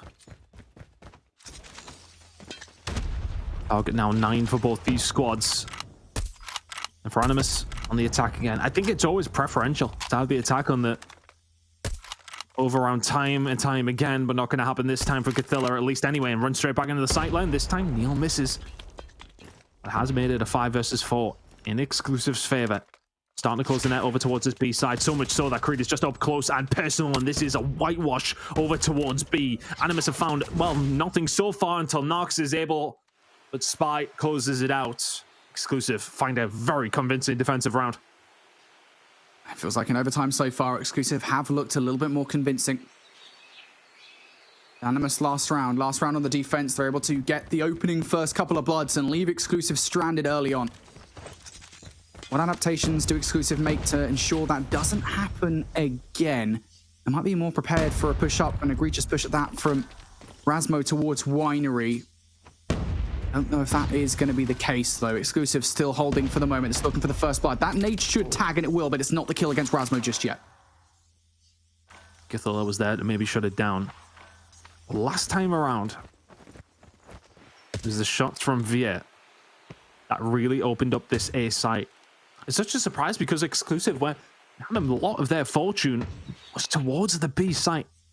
They took it so easily, and well, they may be considering doing so again because look at those 3 players in the middle of the map. They've been working together, dotting their I's, crossing their T's. Big gunfight going to go through over towards the archers where Shark will find Neil. That's a big opening pick now for the side of Animus. What's the play now for Exclusive? You had a little bit of winery control. You got mid-map control. They're neither sticking nor twisting. They're just floating in and around the middle of the map here. Indecisiveness is maybe going to punish them. Cesar can find back on the Shark after he found the kill on the Via. It is a 4 versus 3 in favor of Animus with 45 seconds to go. I mean, it's sloppy, right? Yeah, Godifilla's going to take Spy down as well. And this does, I think you're absolutely right, mate. Feel indecisive from Exclusive.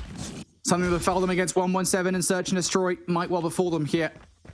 Creed, 1 versus 4. This would be phenomenal if he could get it done. 25 seconds on the clock. He's got to go all the way deep in towards 8 to get the bomb down. And his first real issue is a player right in front of him. But Narx is going to distract long enough that Gifilla should be able to close out that round. A T in which Gifilla is going to win all day long. Overtime continues.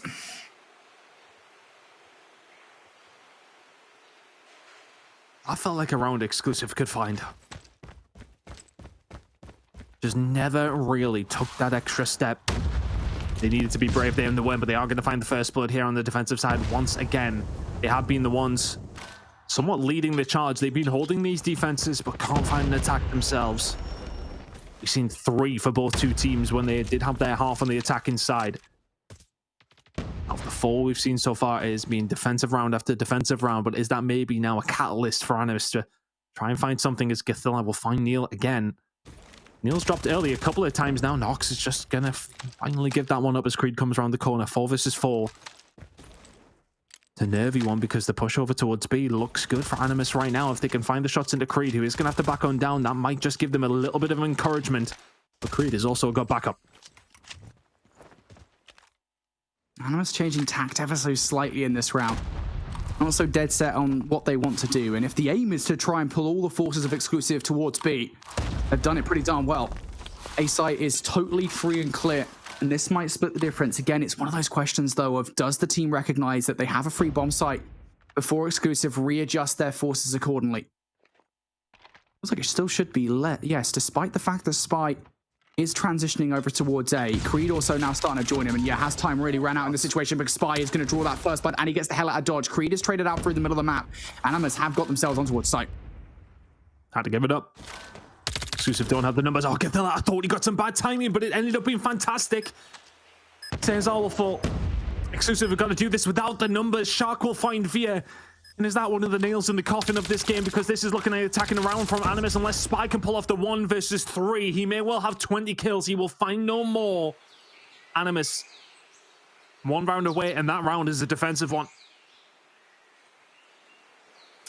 Man, we'll talk about that round after this, because I feel like it might well be the most pivotal round in the entirety of the Search and Destroy, and maybe a crucial error made by Exclusive.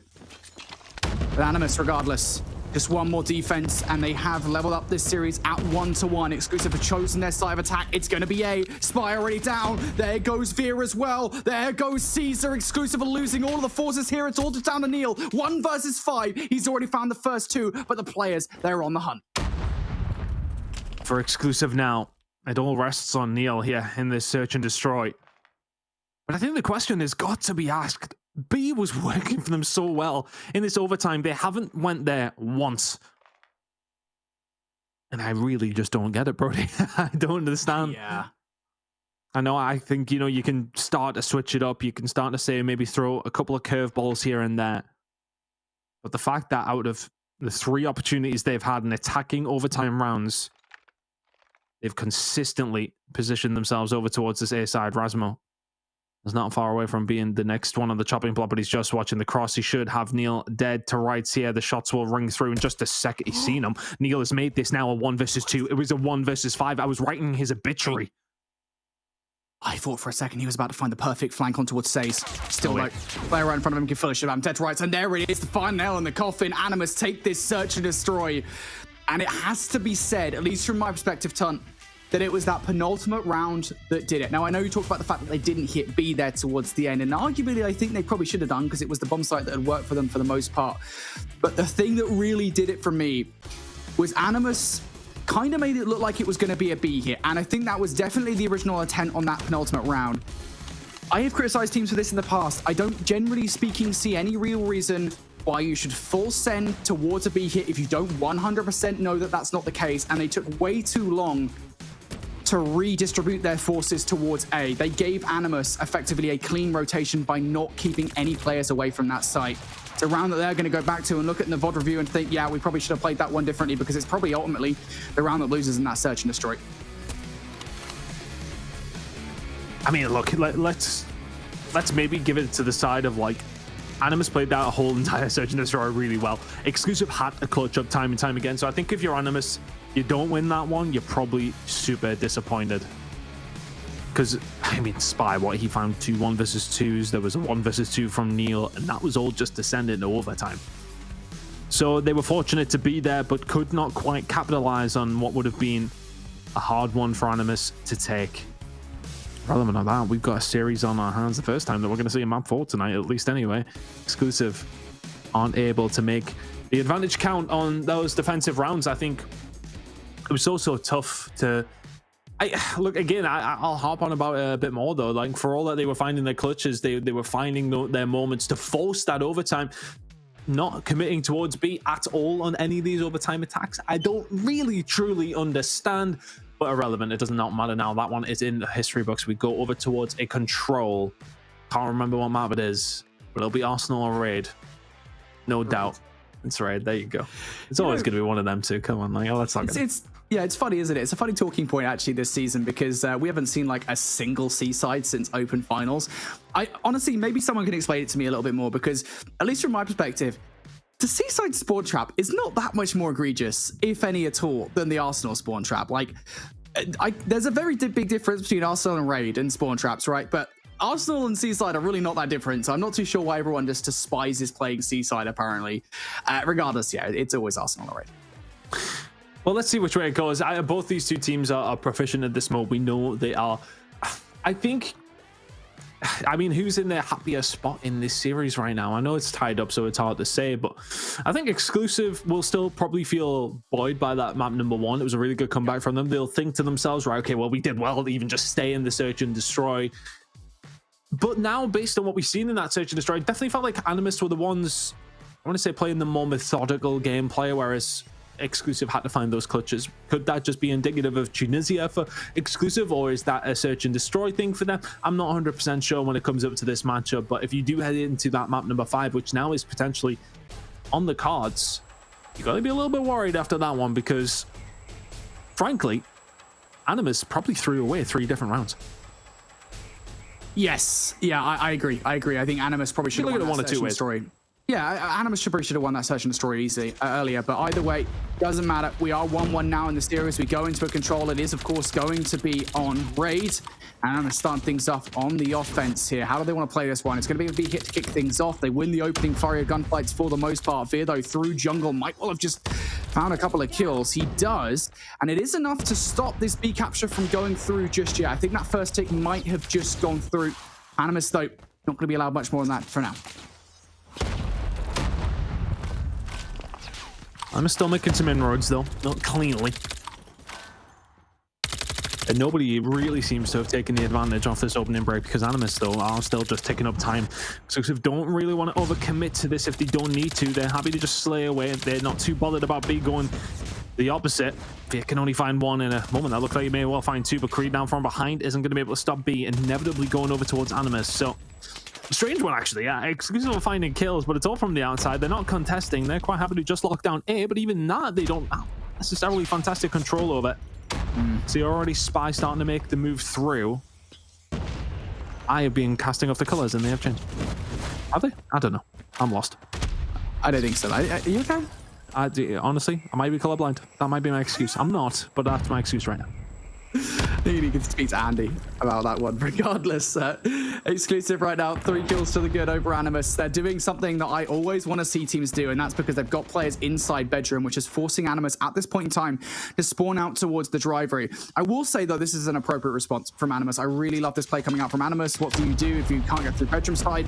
You try to brute force your way through the flank through jungle. You have to go through Neil, though, and Neil is absolutely snapping. Doesn't matter if he's got a pistol or a sniper rifle in his hand, he will get those kills. Finally, though, does get shut down. But again, the map positioning that Exclusive have, it means that Animus have to go back to square one every single time that they die. They don't get the close spawns. Creed is doing a lot for spawn manipulation right now. If you can stay alive. And there you go. Shark will find them, so that's number 1 on the checklist of trying to find a push over towards A. Clearing our bedroom is done. Next couple of kills are just so influential, though, as Razum will find one under Creed off the respawn. Cathilla finds one under Neil. Animus may well be down in lives here, but they are starting to sniff an opportunity. Says, can he stay alive down this side? Just about, because he's just now opened things up. Spy has done so well here from the money side, and that might well be it. 7 versus 4. It's not impossible by any stretch, but it will be difficult. It's going to be really difficult now. At least Animus have dealt with the threat around the front line here. If they can get some ticks, why the hell not? But jump up will not assist Shark there in the play. Spy's going to cut him down. There goes Narks as well inside the pool, drowning at the end of the round as Exclusive starts strong. I've got to give Exclusive a lot of props there, because even though the round comes down to the wire in the end anyway, their map control is something I do not see teams do on raid control well enough. So brilliant manipulation of spawns coming out from Exclusive. Now, where do they head to kick things off? Well, Neil will find one down the middle of the map, and the thing is, now for Exclusive, they have operators to try and break open this defense, but so do the side of Animus to try and hold it down. Next couple of gunfights absolutely massive. If you're Nox, you're just trying to survive in what is an absolute arsenal being thrown towards you, but the gunfights have went their way. The next couple are just so influential. Cesar can do with staying alive, and he does it for only a moment. Animus now able to force their way up the map just a little bit and make Exclusive's job even more difficult. And these first few kills for Animus have been everything. Cathilla now wanted to follow up with some kills with the Annihilator, doing exactly that in the middle of the map for a couple. Just doing more and more to add insult to injury here. But over by A, Exclusive seem to have broken out of jail somewhat. They've got a couple of players already on the point. Nobody from Animus has pushed enough far up enough to prevent those close spawns from coming through from Exclusive. So Exclusive here actually doing a lot to start to pressure Animus over by the A point, but as I say, it's a full yellow kill feed. Animus able to deal with all of these players, and Veer's now the last one out of that spawn. Oh, Cesar can't find it. Cesar shut it down. Now it's just starting to get into the realms of difficult for Exclusive now. Nox is going to be able to find one. He does find a second before falling on his sword, but all of a sudden Cathilla has some defensive work to do of his own, but he's just been so good so far in this series. This is going to bring out the War Machine just to maybe further solidify this round. I suppose, just put an exclamation point on it, but he hasn't hit anything yet, so far, hasn't really found a great deal. War Machine does find you one, finds nothing else with it. Could do with finding himself in a position now. Has it just won them off enough? The answer is absolutely not. Inroads made over towards B for Exclusive. One player on the flank potentially for Animus. But can they extend this time here now? I should be able to. Animus not going to give anything away for free here in this situation. They're also starting to set up for that inevitable spawn trap as well. You need a second player for it, though, and I think that's what Says is about to go ahead and do. So that puts a lot of weight on this push round here for Exclusive. They need to make sure this works to blow this play wide open. That's always the gamble that teams do take. Says now going to bring the Predator missile down. That's going to affect a couple of players. It does exactly that. 2 players down for the count. They'll now get stuck in the spawn trap set up by Animus on the other side. This is exactly what you wanted, an execution of the strategy that is perfect from Animus. Great utilization of the Predator missile. Says might go down, but there's only 5 lives left on the board now for Exclusive. Spy was just trying to play his life for so long. You need the players who are in the spawn to be able to bring something out. Neil will fall. Animus will back down. Really good job. I love the Predator missile usage there. Just fantastic. Bring it in at the right time because you know you have the setup for the spawn trap. Sensational work for Animus, and that is a relatively comfortable round. Exclusive managed to find something over towards the B side, but only to prolong the inevitable. Good job from Animus. And now for exclusive over towards this defensive side. But what I do want to say, felt like Animus invested a decent amount. Exclusive have got 5 operators off the rip, and that will surely influence the round. Here we go over towards the B side down for Animus. Oh, Animus starting so strong. Gafilla already for a couple of kills. Exclusive are going to have to use some of those operators, and Caesar's going to be one of those players that does bring the Sparrow out for some effectiveness, but you haven't actually done anything really to remove Animus from this point. You might be getting kills in the middle of the map, but nothing really to say beyond that. Gafilla's going to take him down. So Animus here, second tick about to be through. A blazing start for them. Rasmo being wary of a potential spawn trap coming on through from Exclusive. Exclusive, though, going to take Rasmo down. Animus now down for the count. This is a great response coming out from Exclusive. What do you do when you've already lost B? Get him spawn trapped. Oh, they're keeping them here. Sensational work so far from Exclusive. Spy is surely going to fall, though. If he finds anything else here, that would be fantastic, but doesn't. But is damage already done? Has that now allowed the rest of Exclusive to set themselves up for what will probably be a one-dimensional push now? From the side of Animus, you know exactly where they're coming from. First gunfight found by Rasmo. Via will be there to be taken down. Says answers back with the kill on Gathilla, and all these kills are starting to get very important now for Animus, who finds something over towards the kitchen side. Last gunfight, Says finds it. Onto the site we go. Exclusive have been pegged back, and Animus have the opportunity. They can smell it. That's huge. Big shutdowns being made across the board here. Say's going to bring that Predator missile down, though, to try and create some space for Animus. Narc's now investing. The Sparrow not really doing much beyond zone denial. Keeping players away from the kitchen here now towards the point. Neither of those arrows will connect. So the Sparrow doesn't really do all of that much. And Exclusive now have fought their way back on towards the point. It's nowhere near as certain as round number 1. Shark doubling up inside the Tiki. He has ordered a double. He's ordered a triple, and he's knocking all of those down. Exclusive down now by 4 lives. Animus, they're starting to touch the point. This is a huge opportunity now. Plenty of time to be able to make this work. Plenty of time to be able to use your advantage, but Exclusive will find 3 and will shut down them momentarily. This is an investment now for Says. He wants to make sure he can find one.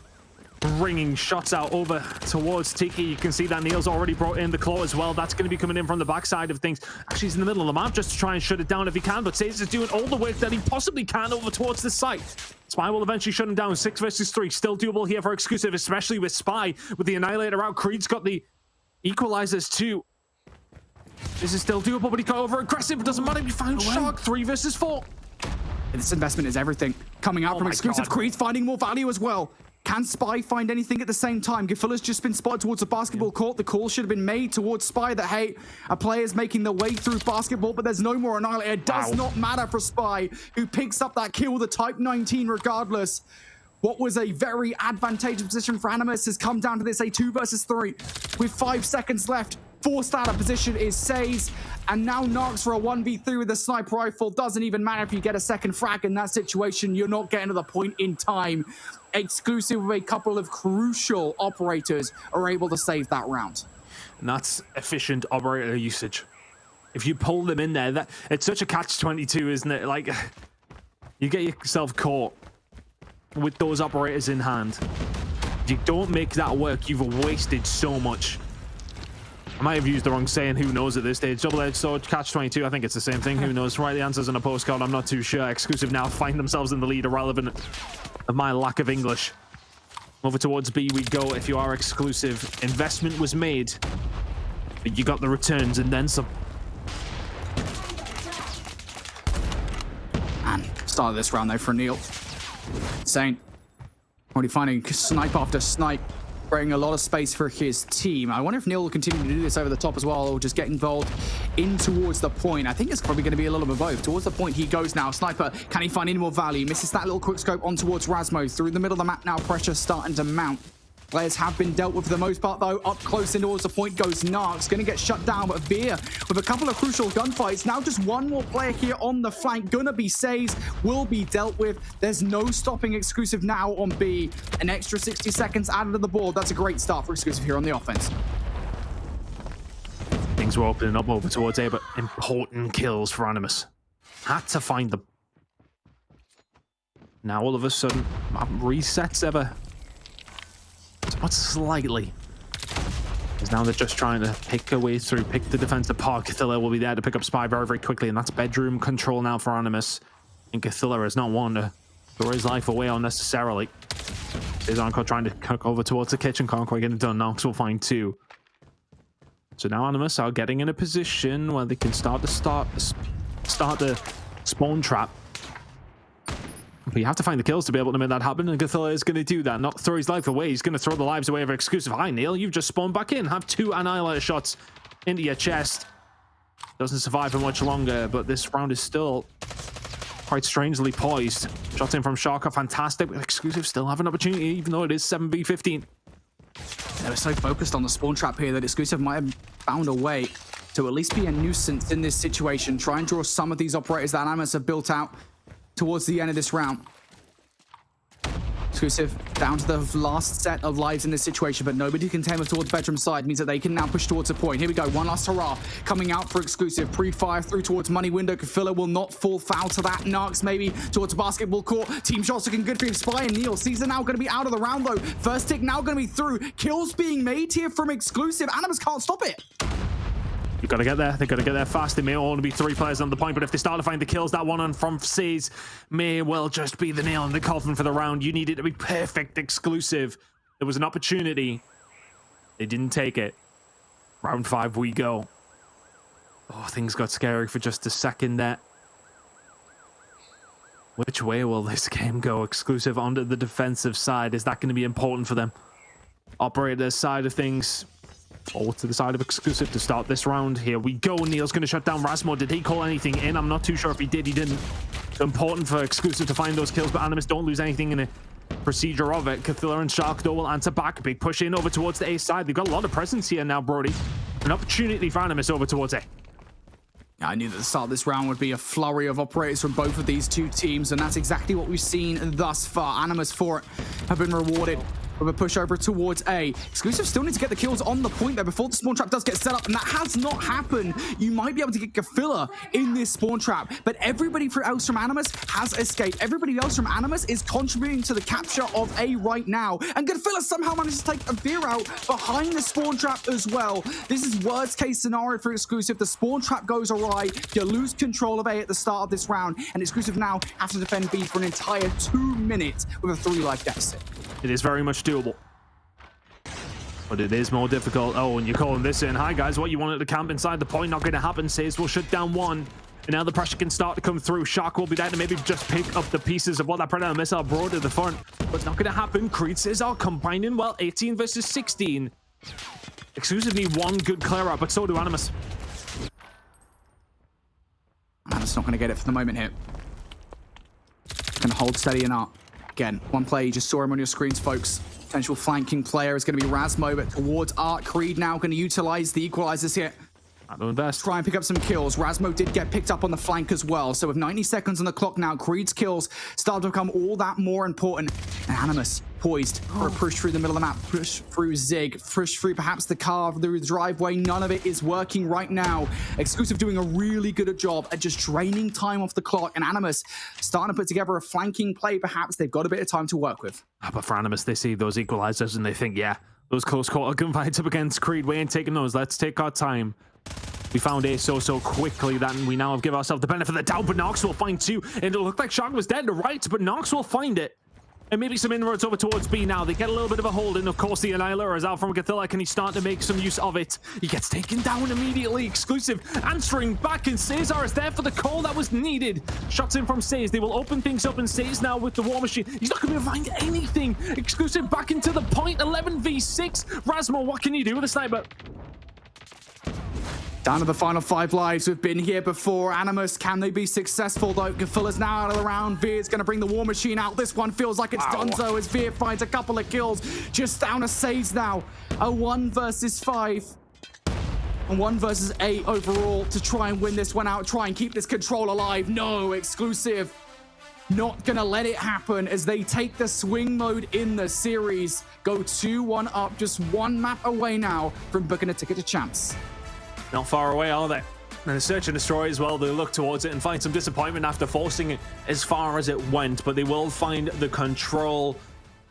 I mean, look, it was one of those moments got a little bit scary, especially with Animus doing a really good job over towards that A side. They locked that down very quickly. It just couldn't make it count over towards B. It's still, I don't think it really matters in terms of the points on this one in particular on raid. Both of them are hard with the only one remaining. That is of no doubt. But exclusive, holding it down. They nearly got punished though. We see so many teams over-invest into the spawn traps, whether it be Arsenal, raid, whatever. You have to be careful. You have to do it at the right time. Exclusive did not, but they get away with it. And that final round is just absolutely wild to me. It's such a back and forth flurry of emotions, I think, for both of these rosters, right? Where Exclusive, they wanted to put that spawn trap together. Animus stop it early on.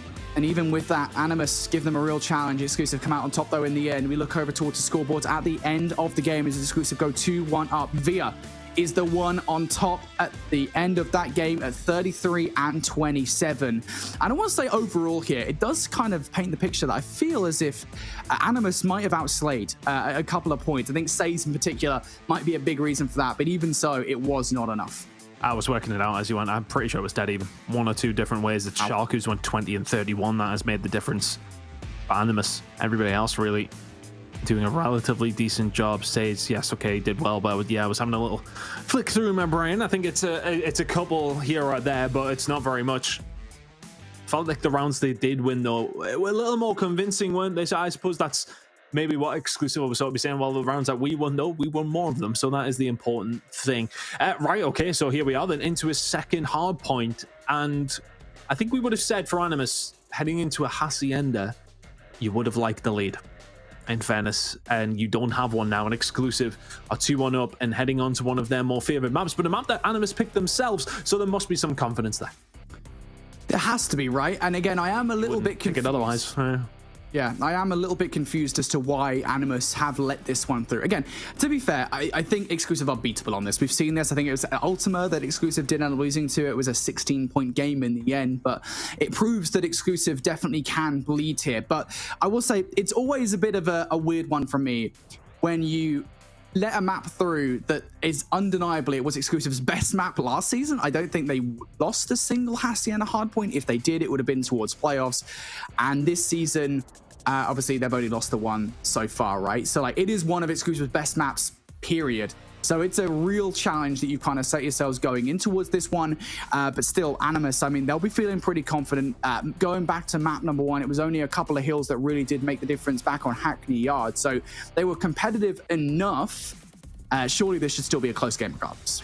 Yeah, it should be. I mean, I'm looking forward to it. Give me a map number 5 at this stage. Look, we've come this far. We might as well. Look, both these two teams seem really evenly matched. And I think, you know, it's always easy to say that the teams that are in the winners bracket final are going to be your two favorites to make the grand final. But I genuinely believe Animus will be back if they do lose this. The same for Exclusive. I think these are the two best teams in Europe right now, and we are getting a treat.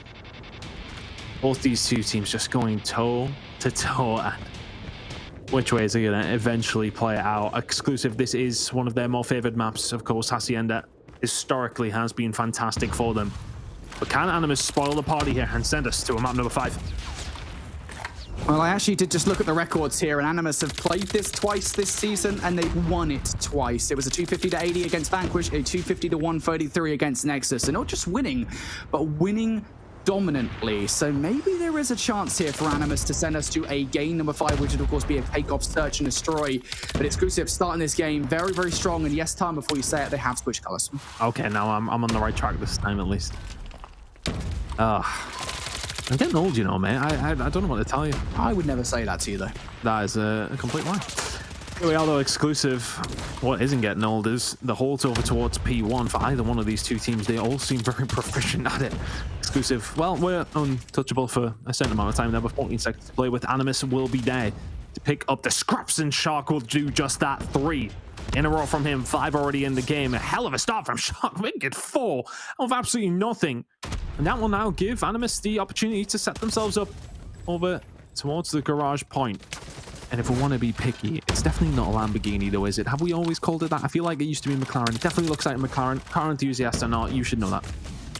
I'm pretty sure it's always been Lamborghini hard. It's not a Lamborghini though. This is very recently, yes, we've had these discussions about it. Actually, I think it's probably a McLaren, if anything. Nondescript car though, because of course we don't have any sponsors here for cars. Regardless, what we do have a sponsor for is the fact that Narx continues to splay out 3 in a row for him towards the backline. Saze is also able to double up. So if Animus' objective is to make sure they hold these back spawns, they're doing a really good job of it thus far. But as I say that, Saze gets overwhelmed. Gafula also going to fall towards the backline here. Exclusive able to flip things out. Still 25 seconds left to go on this hard point. And yet still, Exclusive can't find their way through. Creed is the only one to find any value whatsoever. Spy able to trade things out finally, but just look at how many players Spy has to take out in this situation.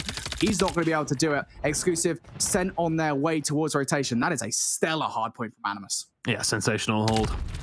Exclusive walking away, licking their wounds, and maybe licking a few more here because Shark get everybody combining from Animus. You see the Predator missile come through, and all of a sudden it has opened things up. Exclusive still here with the spawns though that are going to work in their favor. Have to win the next couple of gunfights though, because you are all of a sudden under the pressure that you don't want to be under. Nox is going to find one, but they are just about going to hold on. 50 seconds to go here. Operators in on both sides of the game. Says though, what's he going to be able to do here with the War Machine? Well, he's going to be able to do a decent amount. The rest of the team in there off the back of that. The break comes through. Animus, an opportunity now with 30 seconds to go to build on this decent lead. Solid break coming through from Animus, and they're going to read the back spawns as well. Fear now going to have to bring out the War Machine to try break through. He's going to get shut down by Rasbo, who actually able to double up onto Spy as well. And all of a sudden, any chance that Exclusive might have had at breaking that scrap time might have just slipped right through their fingers. I think Neil might have just thought about going for it. That's a tongue twister and a half. Neil looking for the scrap time. He's not going to get it. So Animus there, not only do they hold P2 for the vast majority of time, they break in towards P3, get time away from Exclusive, and now have a commanding lead in this game. Fantastic shutdown that from Cthulhu, actually. If Neil was able to cook up what he was previously in the other game this evening when they were getting this lockdown over towards P4, they had Neil up top, and that was the difference maker. But all of a sudden, Rasmo can start to farm after respawn. We'll find 2, and all of a sudden, Animus are starting to look like a serious team when it comes down to Hacienda, and Spy's going to get caught out. Cthulhu just trying to hold down the garage. There's 3. Nice and easy. It's all about the positioning from him, and now everybody else from Exclusive has to go through one acute angle. Animus are exactly set up where they need to be. Exclusive, you have to find a break here. It's getting out of hand. It is indeed, and again, a reminder, folks, that I said Exclusive are one of the best damn hardpoint teams in the Snapdragon Pro Series on Hacienda. Animus are brutalizing them here in this one. 100 points to the good. The lead continues to grow as well. Exclusive do find a flurry of gunfights, but Animus' response, and an appropriate one at that, is for Narx to bring out that Predator missile to take a couple of players down and to clear house on point. They will finish the first set over 100 points to the good. Exclusive have not looked good on rotations whatsoever, maybe apart from the rotation towards P2, but even that got broken. Animus just seemed to be beaten to the punch every single time. They had P2, they had P3. They arguably, for a little bit, had P4 there, and we're able to find, well, just not a great deal. Good shots coming in from Shark. I mean, look, he found, what was it, 6 kills after the first hill? He's found absolutely nothing since. Pulls out the equalizers for 40 seconds at P1. Finds nothing. Investments have not quite been there from the side of Exclusive so far. Feels like they're grasping at absolute thin air so far. Animus have just been a step ahead at every single point. Say's going to bring in the War Machine, just trying to answer fire with fire at this stage. If you are Animus, and there's 3 kills going to be found very quickly from Says. Everybody else pitching in here from Animus, and this is good time for them. Exclusive have got to find a good rotation over towards P2, and they have to make it count. They're 120 down. And again, just look at the minimap. I mean, they don't have control. This is so dangerous for Exclusive. Saze is going to bring that Predator missile down. Excuse me, Exclusive do have control. The color flip even got me for a second there. Animus looking to break early on as Exclusive do have control now. Gafula now looking for the jump up. Neil going to double up. Yeah, Gafula going to get spotted out before they can do any serious damage. Animus, though, we talked about them flipping out the spawns before. Can they do it again? Now starting to approach the backline here. Spawning from Fear does get shut down. Caesar now with the Sparrow just firing off some preemptive arrows, but those spawns have now flipped. Animus looking to break their way up towards the driveway. Exclusive, how ready are they for this? Well, they have to be very ready for it, to answer your question. 30 seconds to go. So far, so good for Exclusive. Cesar just doing such good work here with the Sparrow. Finds 3 out of absolutely nothing. And the push is shut down off only momentarily. Predator MSL, and you have to find something with it. You'll find minimum of 1. Exclusive doing a good job. Creed now trying to do something here himself to try and shut this down. Pushing forward. Isn't able to find a great deal. And eventually, well, Exclusive can lock down some good time net. It's time they needed. And now the rotation over towards P3. Last time around, Exclusive were the first ones here. Animus broke it open. The shoe must be on the other foot if you're an Exclusive fan. Neil finds the first. What can they use to try and break the door down? Neil might well just be the sledgehammer all by himself. Also Neil, also Creed. The gunfight's mostly being won here, and all of a sudden, Exclusive surge onto the point. They remove Animus just as quickly as they touch. Now Neil going to utilize the Predator missile that he had earned to remove Animus even further. And for a little bit of information too, Exclusive doing such a good job at the moment. Caesar up top almost finds number 3. Shark will get him out, but still, now Exclusive really bringing the hurt home. Claw just going to be pre-firing here. The ricochet around the bullets is going to keep Animus away for the moment, but for Neil, doesn't even need it anymore. Switches over towards the secondary weapon to get that kill. Not going to be able to. For Exclusive here, a Spy finds a double. They got 30 seconds there they should not have got. Oh, Animus. Have they let this one slip just a little bit? Even after all we've been talking positively about Exclusive over the past minute or so. Look at the scoreline. It may well have been 120. It's now down to around 60 by the time we get over towards P4. Creed, you got to find something here. You're not going to be able to. Animus now in the ascendancy. Oh, Rasmo whips the claw out, finds 2 more. Fantastic work from the side of Animus. They are looking for a map number 5. It is somewhat beckoning. They can win it here over towards P4. Everything has to be invested from both 2 teams, but right now it's Githilla, Annihilator in hand. The first one, is he going to be on the chopping block to be Spy? It's not going to be him this time around, but the rest of the team starting to combine from Exclusive. They find a breakthrough. Rasmo's there to shut it down, but investment was brought from Animus. They find nothing for it. Exclusive find the break. And it's 3 operators from Exclusive, and all of them do nothing as Exclusive break through. Now it's Exclusive to have operators. The Annihilator doesn't go well. Neither does the Sparrow. The operators mean nothing for either of these 2 teams at the moment as Animus break right back through for the back 20 seconds here. Exclusive don't have much to worry about at the moment. They can still look to contest. The Spy finds a couple of kills. Rasmo and Gafilla answering back. Neil and Caesar are the ones to clear the point though as they combine for 3. A back 15 seconds that could make all the difference here. We compare the 100-point deficit at the end of the first set to what is just now a 50 at the end of the second. Exclusive are now snapping at the heels of Animus. Oh, big kills from Animus though on the transition over towards P1. Exclusive were about 120 down at one stage, and as you mentioned, it's less than 50. The kill feed starting to look very good for Exclusive as well. They can jump under P1. It's hard to get a good amount of time here, but you will soak up every single second that you possibly can do. Githilla's the only one who can answer back in a flurry of kills from Exclusive. The gap that was 120 is now down to merely 40 points. Every single kill that Exclusive need to find, they are finding it. Operator's going to start coming online for both 2 teams. Vieira's there, only 14 kills to his name, but he's going to have something to potentially bring in. Does have the War Machine available when ready. Animus will find a breakthrough. 30 seconds to play for here, but the thing is, every single second that they soak up at P1 is a dagger to Exclusive's heart.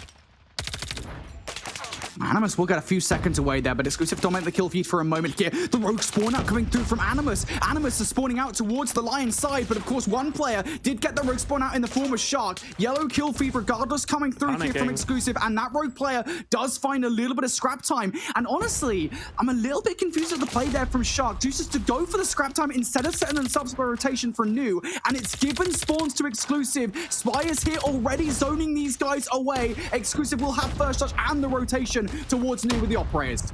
They're investing, but so is Creed. Creed on the front line through the side door. Everything being thrown down from the side of Via just to try and shut it out. The lead was 120. It is now less than 20. My goodness me, what a comeback this has been from Exclusive. 40 seconds to play for here. They can't quite win it at P2, but they're going to do their hardest to try and just close that gap, to try and find a lead as we head over towards P3. Animus are set up for the break. Can they try and find it? Annihilators galore here from Spy. He's going to find that first kill. Rasmo on the other side with the claw as well. Exclusive take the lead away from Animus. This should never have happened. Kills though for Animus. Still 15 seconds worth fighting for. Can Spy defend the point? One player sliding through and they're being dealt with in kind. Exclusive still churning up all this time. And if you're Animus here with 20 seconds left here to win the game, just rotate away. Go towards New. And that's exactly what they've done. But one player is over here. Via, can he do any damage? It's all about the foot race, which has been won by Animus. Oh, and here we go, though. The artillery is now available. Gothilla is the only one who can answer momentarily for Animus. Exclusive going to come on through. The push is there. Creed is at the front line. He's going to be able to find one. Doesn't find anything else. It is currently contested. Kills starting to fall the way of Exclusive, though. They find a couple, but Gothilla and Nox can hold it down for only a moment that they can breathe. 24 seconds to go from them. They're starting to hold it. It's a hellishly close game. Animus 20-08. Exclusive just need 7 seconds. They just need one break. There's 3 kills coming through. Says and Nox, they're responding kind. Exclusive, they're in. Can anybody from Animus get to the point in time for the contest? No, they cannot. Exclusive, the comeback of a lifetime to qualify for champs this year. Hacienda is absolutely Exclusive's domain.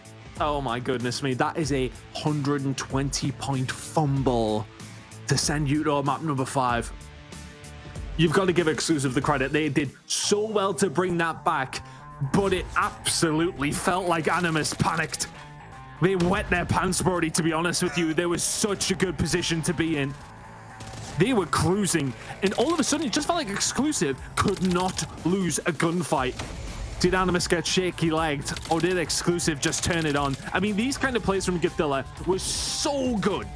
They did so well at this, and look at the scoreline. You can read it for yourselves. Animus were cruising in this game. Exclusive had nothing, and I mean nothing to write home about. And then all of a sudden, the tide started to turn, and they took the lead at the 3rd iteration of Hills and never looked back.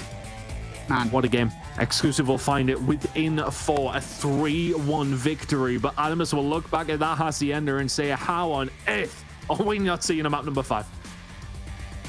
I just look back to the map versus Wanted. Again, on Summit, I think it was, right? Where they had a 118 to 25 point lead. They had a very similar lead, and they almost chuckled it at the start of that game. To see it actually happen in the worst possible time. Ah, yikes. I mean, impressive job on behalf of Exclusive to be able to be that far behind for such a large chunk of that last game and then bring it back. But on the flip side, and I feel like we've said this a couple times, is there an issue with Animus being able to close out when they have these situations where they should be winning? We've seen them get really far in the competition and not be able to close it out, whether that is on the whole or in an individual instance on an individual map. I really thought Animus looked strong, and I think they actually played better against Exclusive than people might have been expecting. So I'm now setting the bar really high for Animus as we take a look at this bracket when it comes to the lower bracket run that's about to happen tomorrow. Because I think we're actually in for some really exciting matches. Obviously, Exclusive, the first team to make their way through to grand finals. So like you guys were saying, they'll claim that first spot also in champs, but they're not done yet. We still have to determine which team's the best in the region, and they'll be waiting in grand finals for whichever team will be making their lower bracket run to go face off against them in our final best of 7. By the way, grand finals is always best of 7, so more opportunities for these teams to kind of pick up their performance, figure out their picks and bans ton. I mean, it's going to be an exciting finals. I mean, if it's anything like that series, then it should be an absolute banger. I do feel as if Animus should be the ones to probably come through. They looked fantastic in their winners semis today.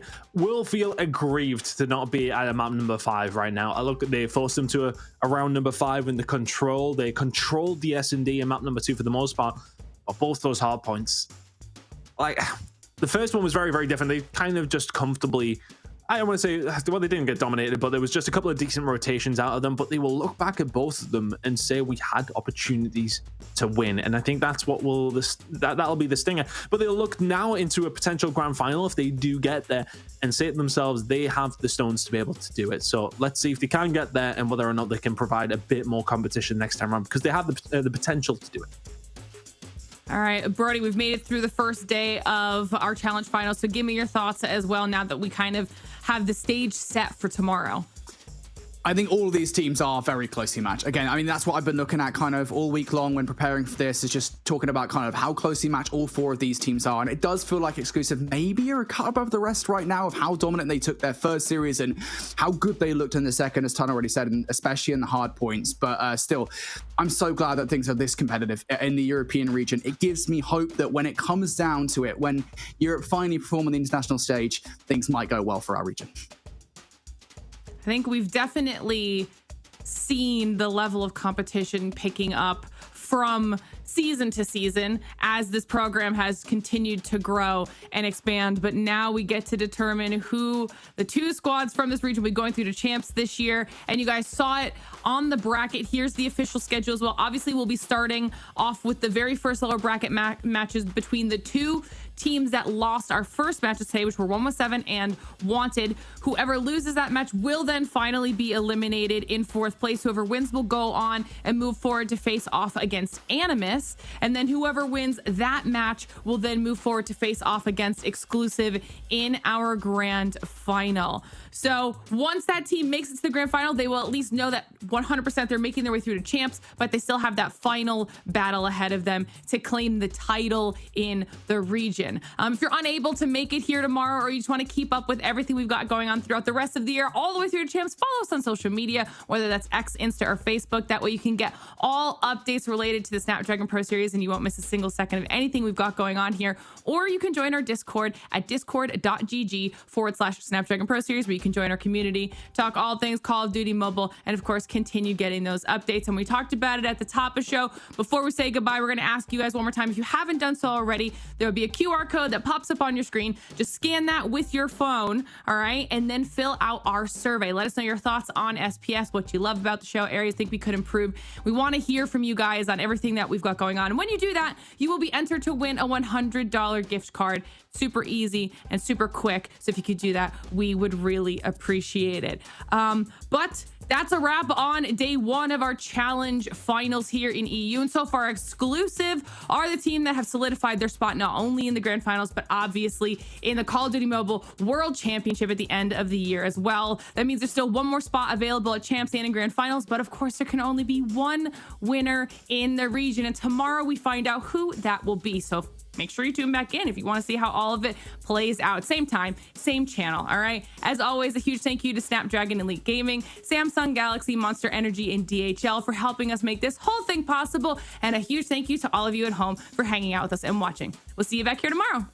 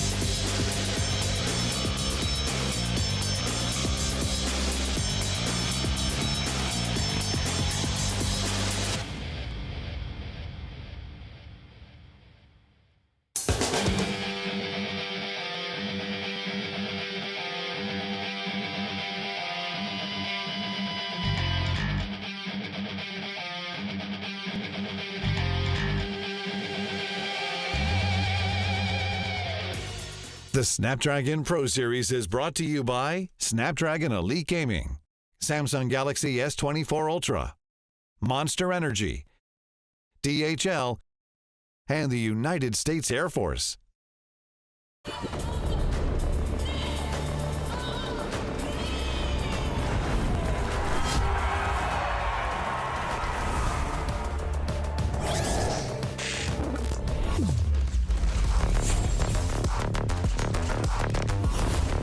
Looks like the